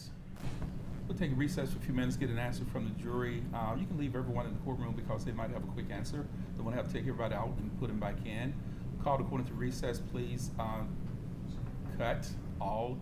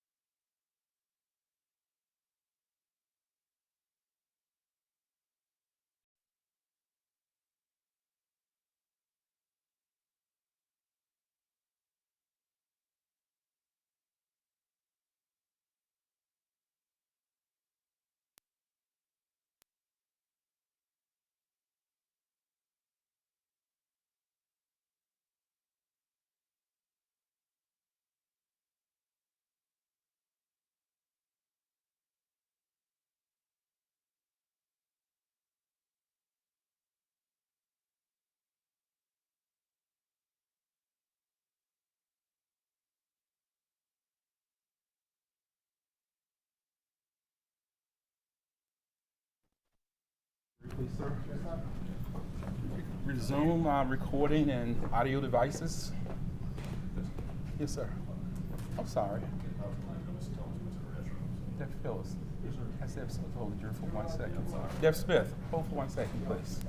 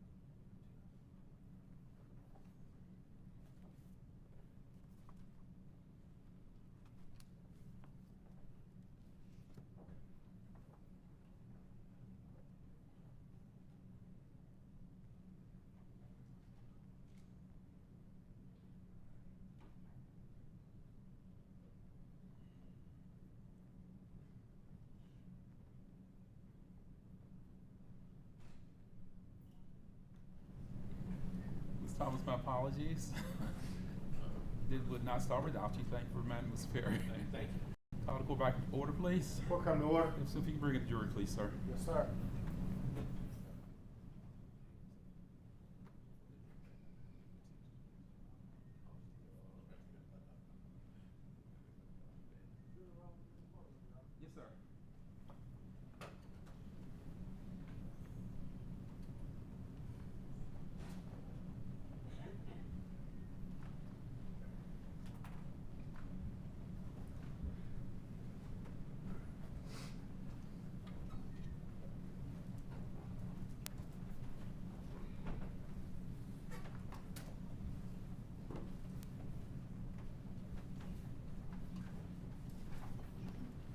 Thank you, ladies and gentlemen. Everyone can be seated. Ladies and gentlemen of the jury, what is the will of the jury at this time?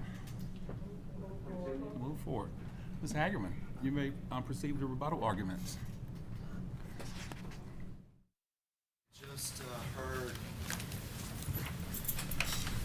started with Proverbs, talked about 9/11 a little bit, 1780, and we ended with some sort of song.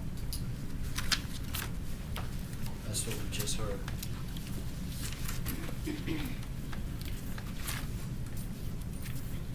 It's time to do some work.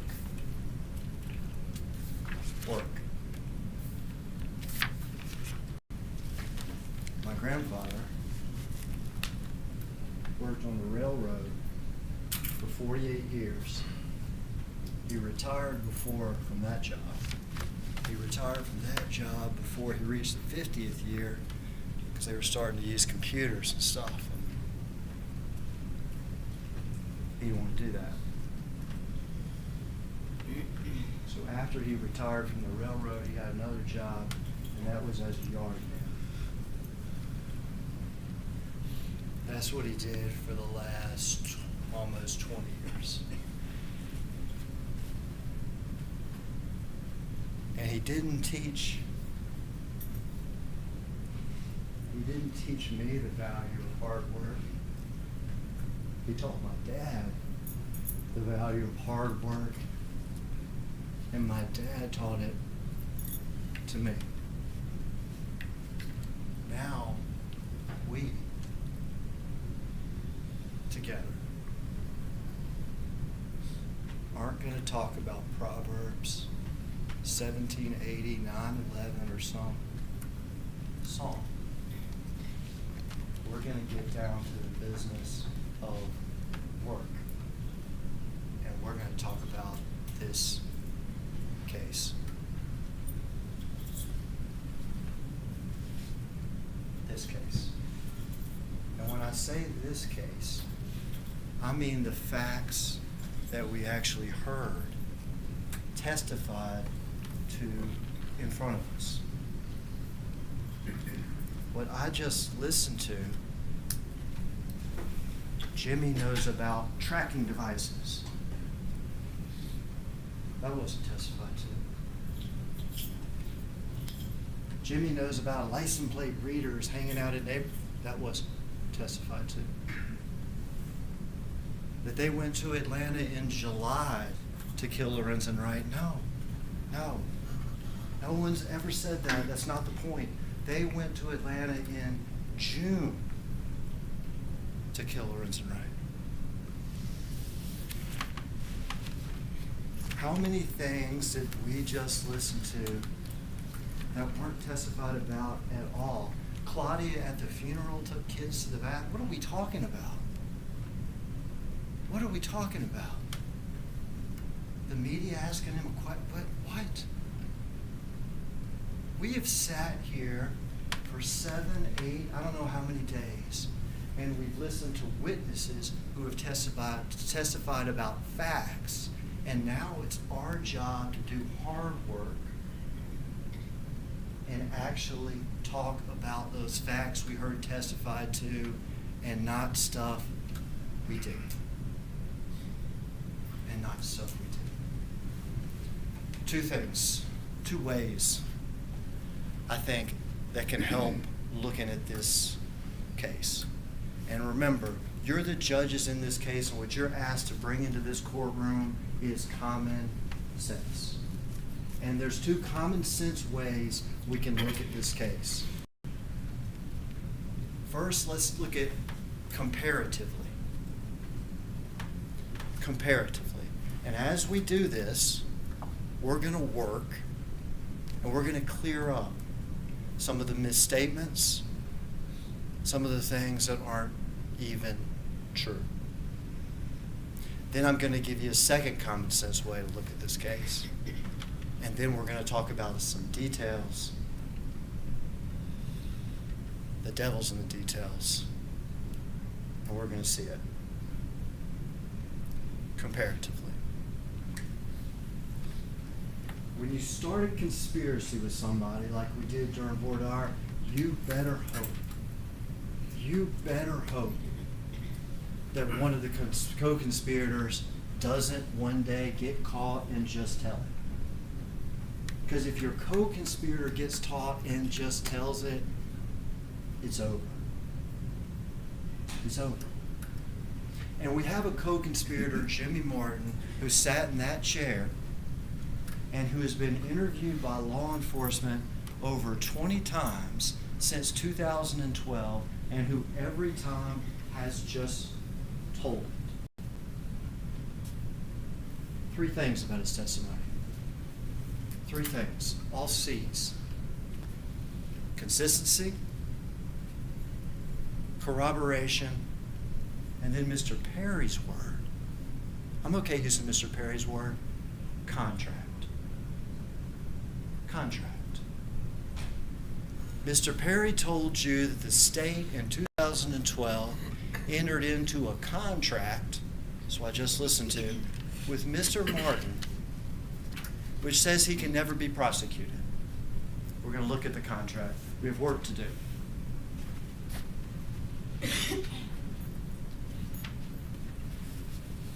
Mr. Perry says the contract allows Mr. Martin, or tells Mr. Martin he just has to testify, and then he can never be prosecuted.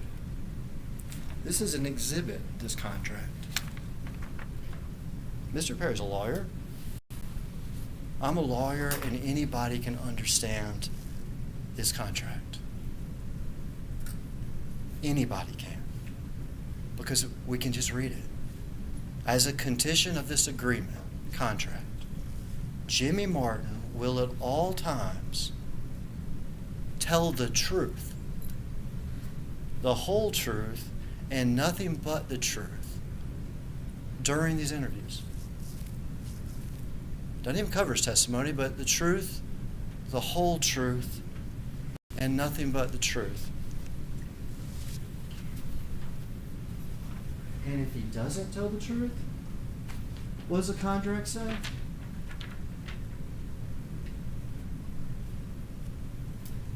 That this agreement not to use his statements against him, not to use his testimony against him, not to use his confession to being involved in a conspiracy to kill Lorenzen Wright, to going on a trip to Atlanta to kill him, all of that becomes admissible and he can be prosecuted to the fullest extent of the law. Well, that's not what Mr. Perry told you it was. He said he had a contract to lie. He said this document gives him a reason to lie, but in fact, this document gives him every reason in the world to tell the truth, or else his life hangs in the balance. The jury instructions tell you, consider a witness's motives for telling the truth. By this contract, Jimmy Martin actually has all the reasons in the world to tell the truth, or else he gets prosecuted. First C. Consistency. Jimmy Martin has been interviewed over 20 times over the course of the last 10 years.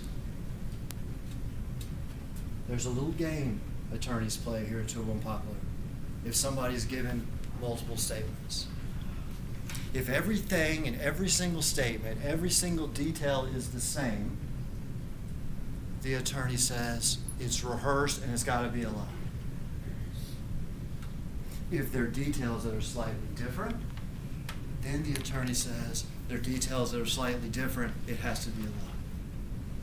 The truth is, on 20 different occasions, by 20 different people, he's been asked 20 different questions in 20 different ways, in 20 different contexts, and every single time he says, me, Jimmy Martin, Shara Wright, and Billy Turner conspired with each other to kill Lorenzen Wright. And every time he says, me, Billy Turner, go to Atlanta to kill Lorenzen Wright. Every time. Every time describes the interior of the apartment. Every time talks about Billy's car. Every time says, after that, I'm supposed to be there. The 18th of July is going to be the day. You see it in Shara's text. She knows he's coming in town. The baby shower. The 18th is going to be the day I'm supposed to be there, but I'm not. I'm in Batesville, and I'm calling Billy. Every time. And they do it without me. And I know it because they show up at my house. Metal detector. Cut the barbed wire fence. Look for the gun. Go to the lake with Billy and throw the gun away. Shotgun shells, wire clippers, everything. It's all the same. And it's been the same literally for 10 years. Through 20 interviews. Objection, Your Honor.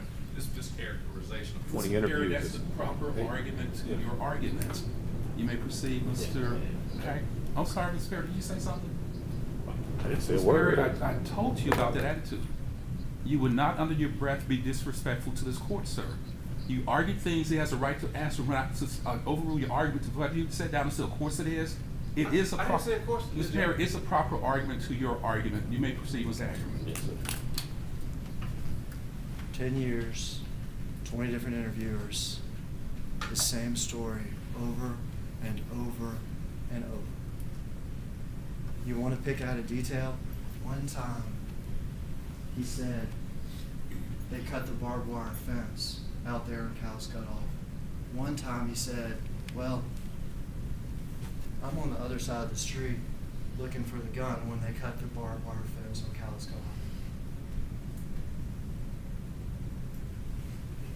Is that the detail? Is that the detail we're supposed to use to throw out Jimmy Martin's testimony? That's absurd. That's insane.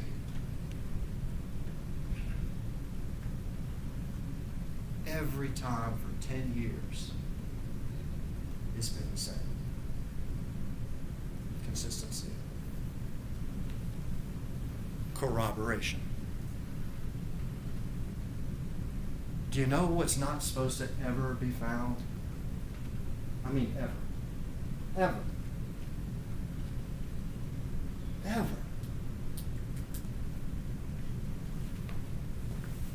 How on earth?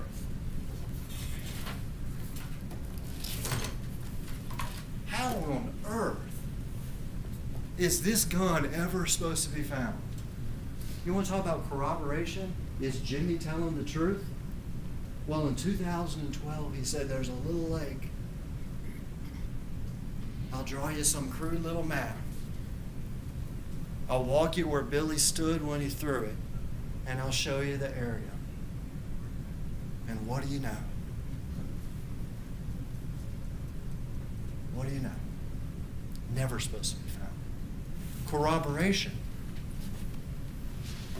I don't know her name. I don't know why she's there. But there's a pregnant woman who's in the house when we're meeting talking about killing Lorenzen Wright. Well, what do you know? Years later, the police find the pregnant woman who was in the house, who heard him talking about killing Lorenzen Wright. Corroboration. During this time, back and forth, I've got Billy's car. Now, Billy has a truck too, but during this time, back and forth, I've got Billy's car, a Dodge Stratus.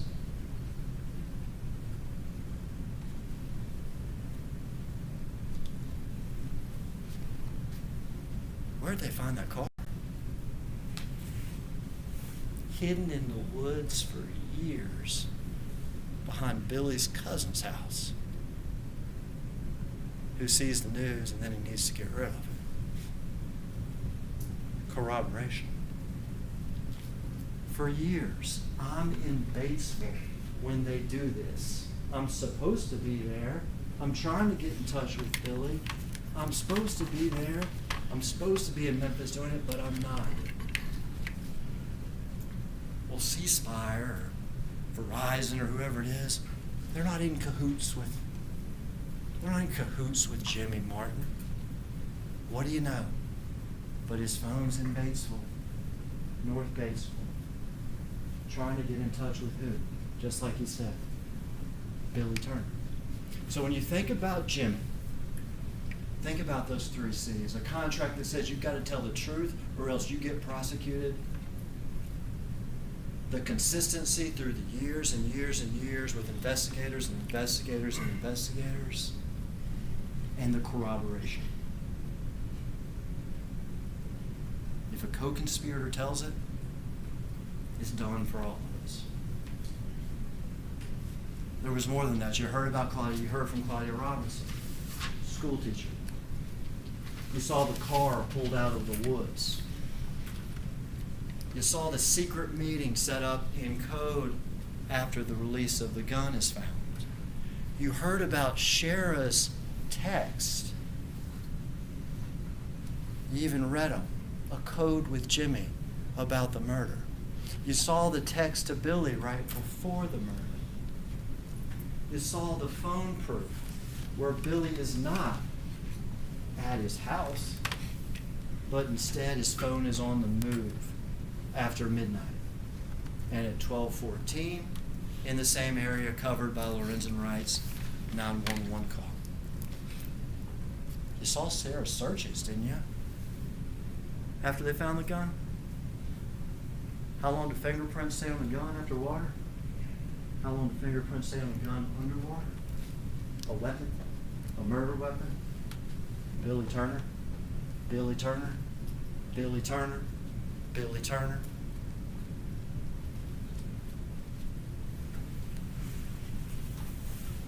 You saw all that. And you even heard about his lies. You even heard about his lies. When's the last time you seen Sheriff? Randomly ran into a church. That's not true. All right, I'm lying. Why? No answer. Did you go to Atlanta? Yeah. Could you have been there when Jimmy was there? If I was, coincidence. All right. Why'd you go? Who'd you see? Family. Give me a name. Give me a nickname. Give me an address. Give me anything. No. Couldn't name anybody. Couldn't name anybody. You heard all that on top of each other. Jimmy corroborated, consistent with a contract to tell the truth or else he goes to jail. Claudia Robinson, a car pulled out of the woods, phone records putting Billy in the area of the homicide at the time, suspicious texts, coded messages, secret meetings, share a search history, everything else. You heard all this, and on the other side you heard, I talked about comparative as the first way to look at this, comparative. On the other side you heard that Billy was at a party until 10 o'clock.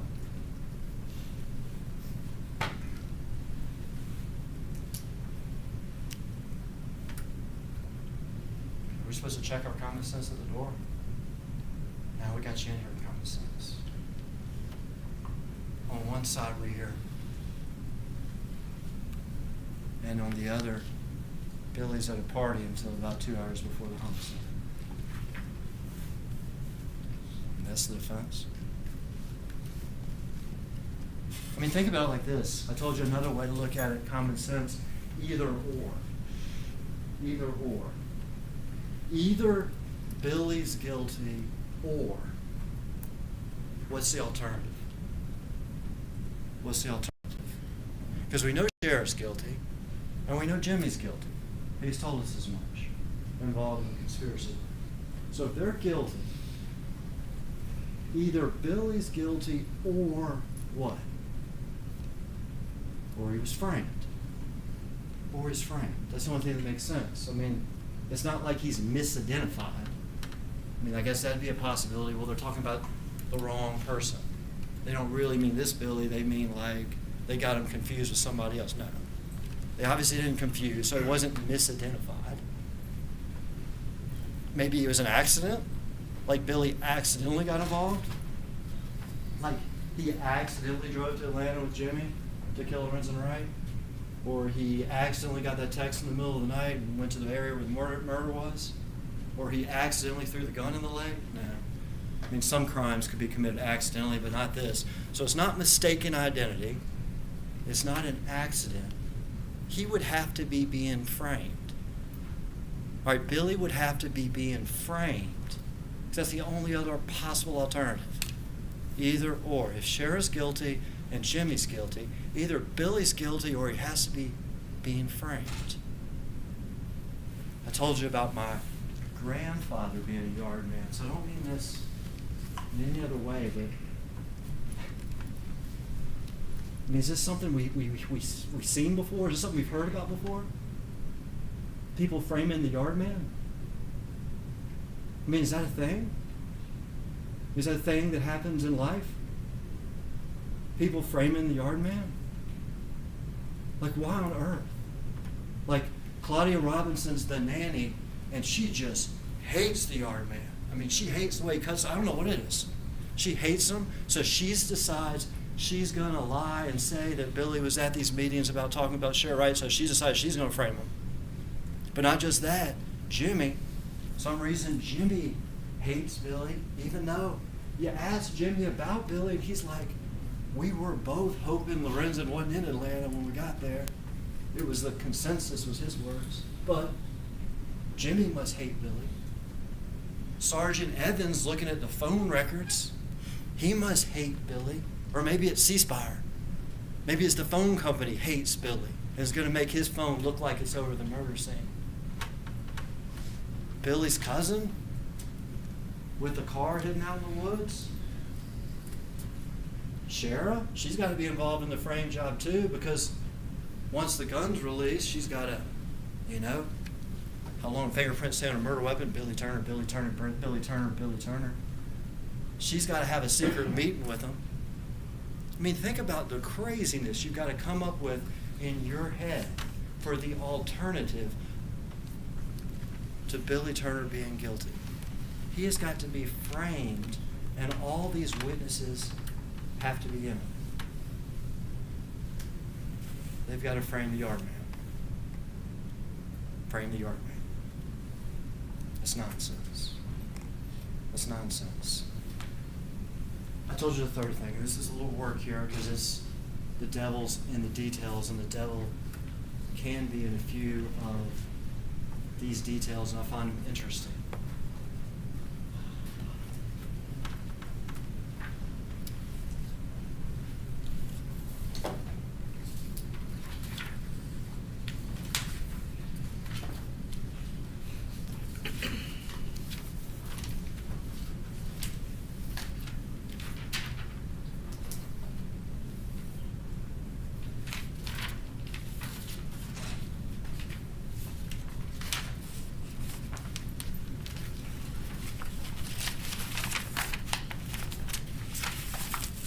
$11:47 p.m.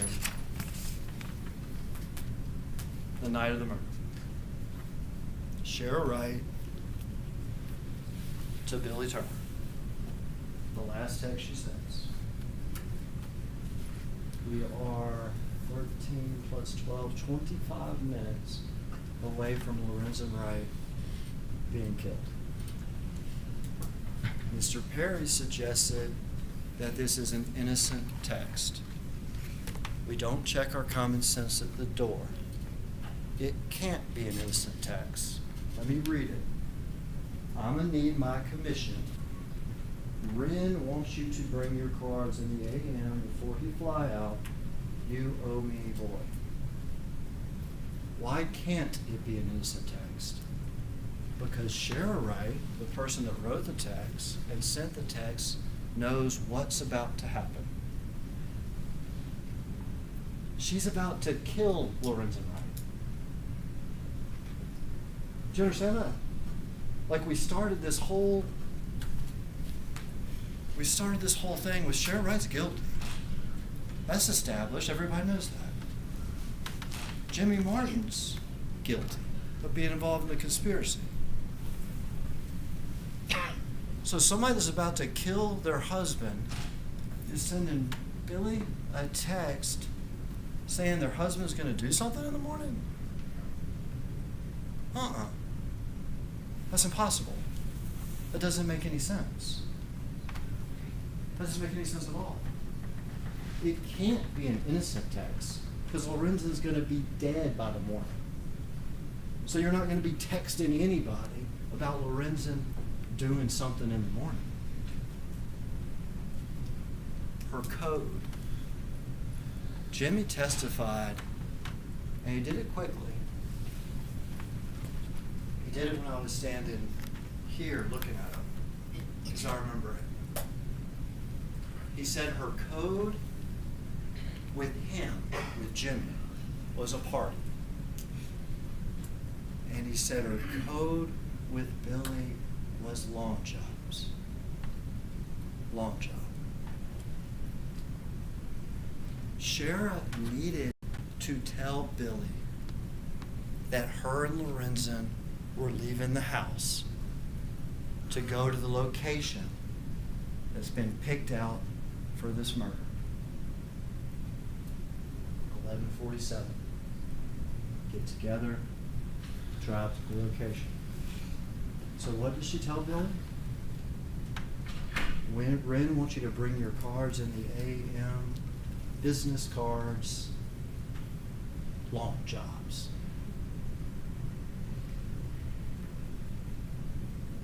It's on. That's the code in that text. The long job is on. If you read some of Shara's other coded text to Jimmy,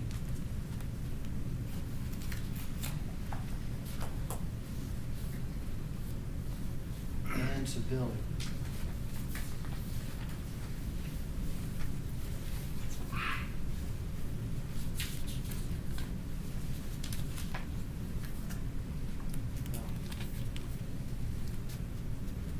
read some of Shara's other text in code to Jimmy and her other text in code to Billy, you'll see that she just can't help herself with a little added language.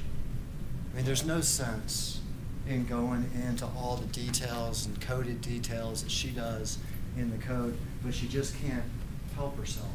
And you'll see that she has a simple thing she does sometimes. When she sets up the third-party meeting with Billy from somebody else's phone, Mr. Schofield mentioned she has the little code, or whatever you want to call it, "This is your sis from Cal." And we know it's a code because even Billy's like, doesn't recognize it at the start. But that's not the only code in those simple little texts, and this is interesting. This is in response to Billy, how long are you going to be in town? A couple of days. And then she says, you should eat at TJ's. Anybody think that was weird when they heard it? TJ's? The woman's name, whose house they're meeting at, is Janice Taylor. JT's, not TJ's. Not TJ's. And you look at her codes with Jimmy, she does the same thing. She just flip-flops stuff. I'm gonna need my commission. Lawn job's on. It's time. We're leaving the house. We're gonna do this tonight. You owe me, boy. Flip-flop it. I owe you. I owe you. They're on their way to Cal's Cutoff, and Billy's there, and he's about to do this thing for her, and she's gonna owe him. She's gonna owe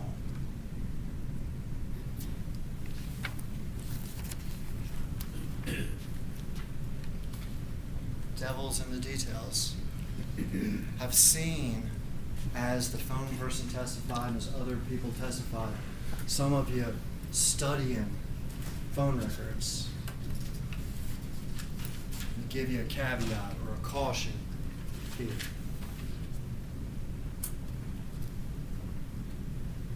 As Dennis Evans testified to, what we have in front of us are not the raw records. We have, once the records are put in the computer, a form for us. There's a lot of information we don't have. Limited number of records. Some people's only their call history, not their text history. Some people, their data included. Some people a certain time period, others another. Sometimes adjusted for UTC, other times not. The phone records could be a wormhole, but they can also have a detail on them that's important. The detail we haven't even talked about. Call that's only been mentioned, and when we mentioned it, we did it in general terms. Look at Billy's phone records for the morning after the murder. Okay? If he's done this killing with Shara at 12:12 a.m. in the morning, look at his phone records for the next morning. You've heard the testimony about something that's interesting in that. We've described it as a call with Snoop's phone. And we said, that's interesting. That's suspicious. Because at 6:02 in the morning or 6:03 in the morning, why on earth Billy and Snoop? That must be Shara using Snoop's phone was a testimony. And that in and of itself is suspicious. I mean, the murder happened at 12:12. Billy and Shara are communicating at 6:02, 6:03, and she's using Snoop's phone. That's suspicious. It's crazy suspicious when you look at it in light of the fact They don't know. They don't know what information Lorenzen's been able to tell 911. I mean, think about that. Billy chased Lorenzen through the woods and killed him. But he doesn't know if Lorenzen's been able to say who did it or not. They have no idea. So when he's dead, they don't know if the police are going to be knocking on doors. They've got to get apart from each other. They're in scramble mode. They're in scramble mode. They know there's evidence that's left out there, a gun on the side of the road. They don't know what he's told 911. They are in scramble mode. You can't look for a gun left on the side of the road in the middle of the night. You can't look for DNA on barbed wire in the middle of the night, especially if the police are on their way. So we got to get away from the crime scene. We need to get away from each other. We don't know who's coming. We don't know what he told the police on the 911 call. We're in scramble mode. But we know there's work that needs to be done if we get the chance. We know that we got to go find that gun. That's real bad for us. We know that we got to get that DNA off the barbed wire. That's real bad for us. We need to talk again. We need to meet again in the morning when the sun comes up, if we have the chance, if the police don't come, because we need to go back to that crime scene and clean it up if we can. But we shouldn't be talking to each other on our phones. So how are we going to do it?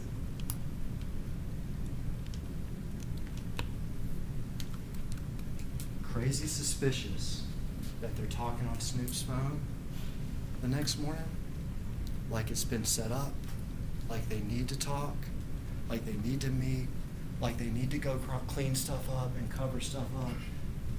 But crazy suspicious is even more crazy suspicious when you look at the call itself, the devil in the details. Because guess what? It's not Shara using Snoop's phone to call Billy. It's Billy calling Snoop's phone. It's Billy calling Snoop's phone. Well, that right there tells you everything you need to know. The last person she texted before the murder is the first person calling her that morning. There's no missed call. It's not like he called Shara and she doesn't answer her phone and he's like, I'm going to call Snoop's. Look at the records. He called Snoop's phone to talk to her at 6:02, 6:03 the next morning. Those phone records can be a wormhole, but every once in a while they can be a treasure trove. And right there's a smoking gun. A smoking gun. They had no idea what was going on that night. If the cavalry and the police were on their way, they had to get apart from each other. They had to get away from that crime scene, but they had to get back if they could. And they can't do it by talking to each other on their own phones. Call me on Snoop's phone. That was a mistake. That was a mistake. Because he called Snoop's phone. He called it. He knew to call it. He knew to keep it a secret. How long do fingerprints last on guns underwater? Not long, but how long do guns underwater hold their value and hold their truth and can help solve murders? So whether you look at it comparatively, whether you look at it as either Billy is guilty or this is the craziest frame job in the history of frame jobs, or whether you look at the devil in the details.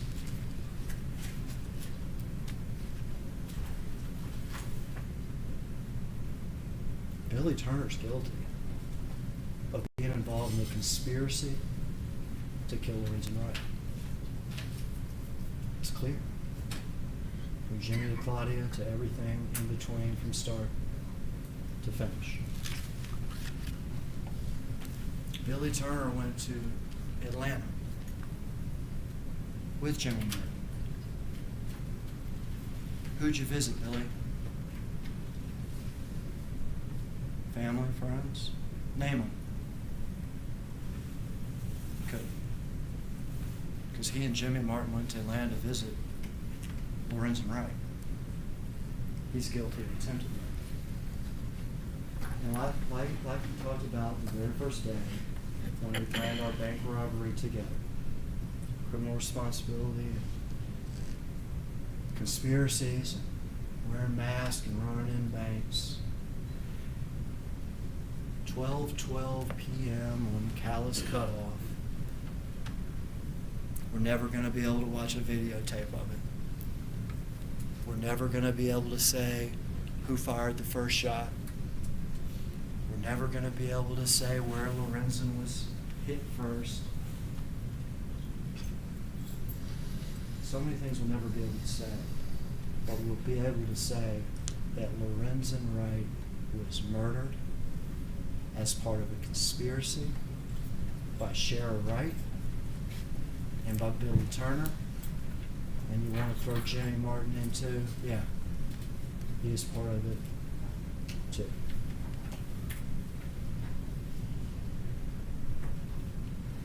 It's not because he's an NBA star. I told you, my grandfather's a yard man. Everybody's life, Lorenzen's, Billy's, everybody's life matters. Everybody's life matters.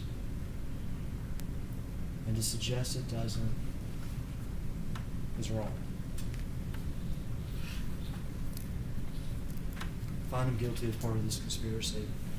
Find him guilty for going to Atlanta to kill Lorenzen. And find him guilty for murder in the first degree for what happened at 12:12 a.m. July the 19th, Callous Cutoff, 17th, 18th, 19th. They run together. You heard the 911 call. You know how he died. That's murder. Thank you, Ms. Hagerman.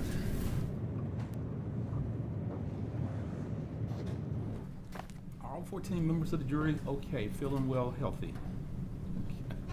Madam Clerk.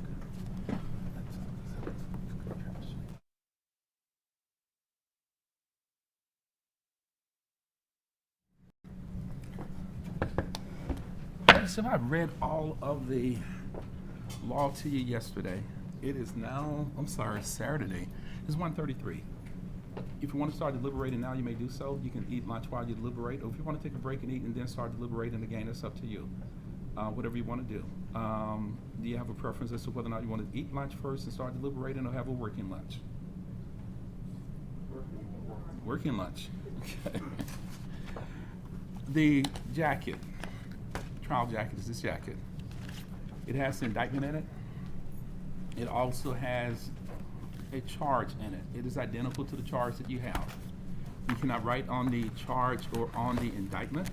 When you record your verdict, you write your verdict on the jacket.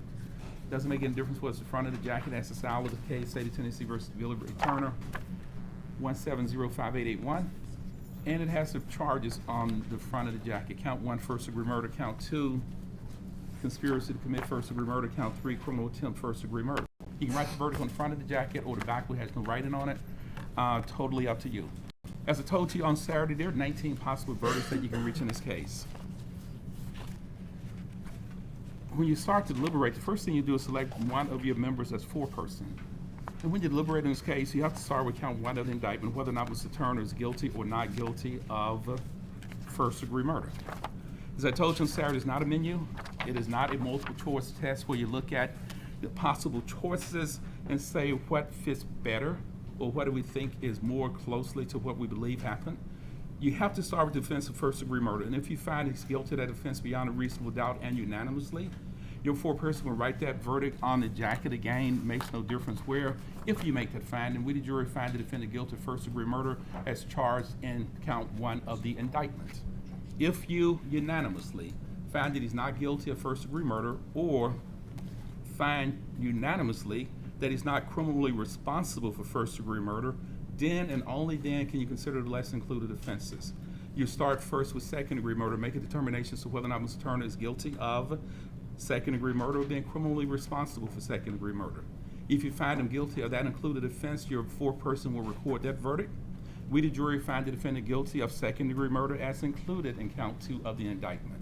If you unanimously find that he's not guilty of that, or unanimously have a reasonable doubt, then and only then can you consider other included offenses in the order in which they are listed. If you unanimously find that Mr. Turner is not guilty of anything in count 1 of the indictment, your foreperson will record that verdict. We, the jury, find the defendant not guilty of count 1. And you would then proceed to deliberate on count 2 of the indictment. Does anyone have any questions about how you go about the deliberation process and how you record your verdict? Ladies and gentlemen, all 14 of your names are included in this witness cylinder. I'm going to spin this cylinder multiple times for the record, and we'll reach in here in a few seconds and we'll blindly take out 2 slips of paper.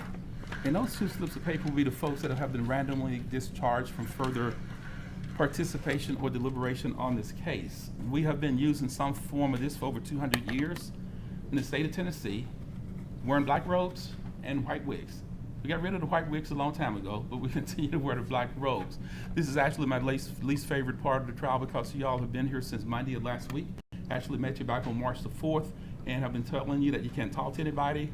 And at some point very shortly, 2 of y'all will be randomly discharged as a juror, and your trial participation will be concluded at this point.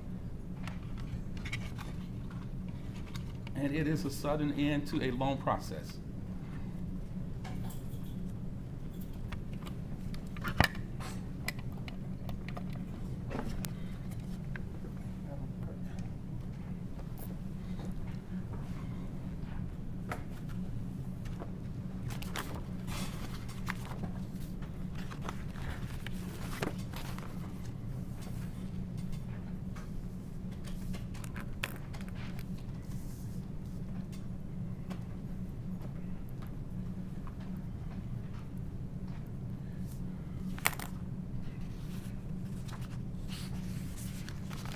Ladies and gentlemen, following folks have been randomly discharged as alternates on this case.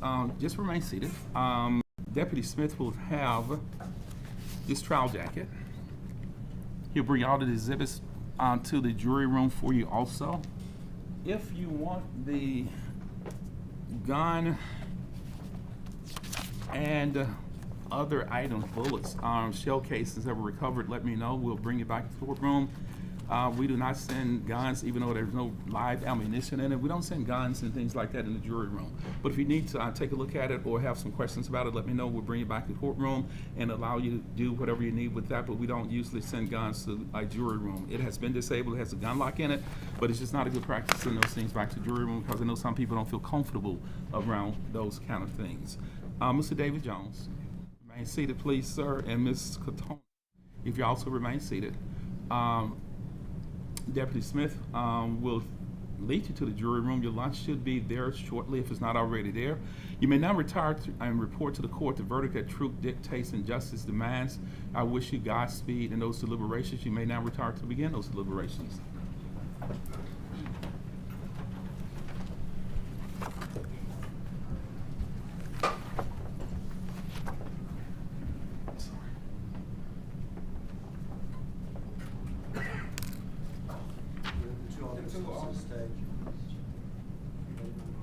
Ms. Jones, have a seat. Ms. Catona. One of my deputies go get Ms. Catona. Okay.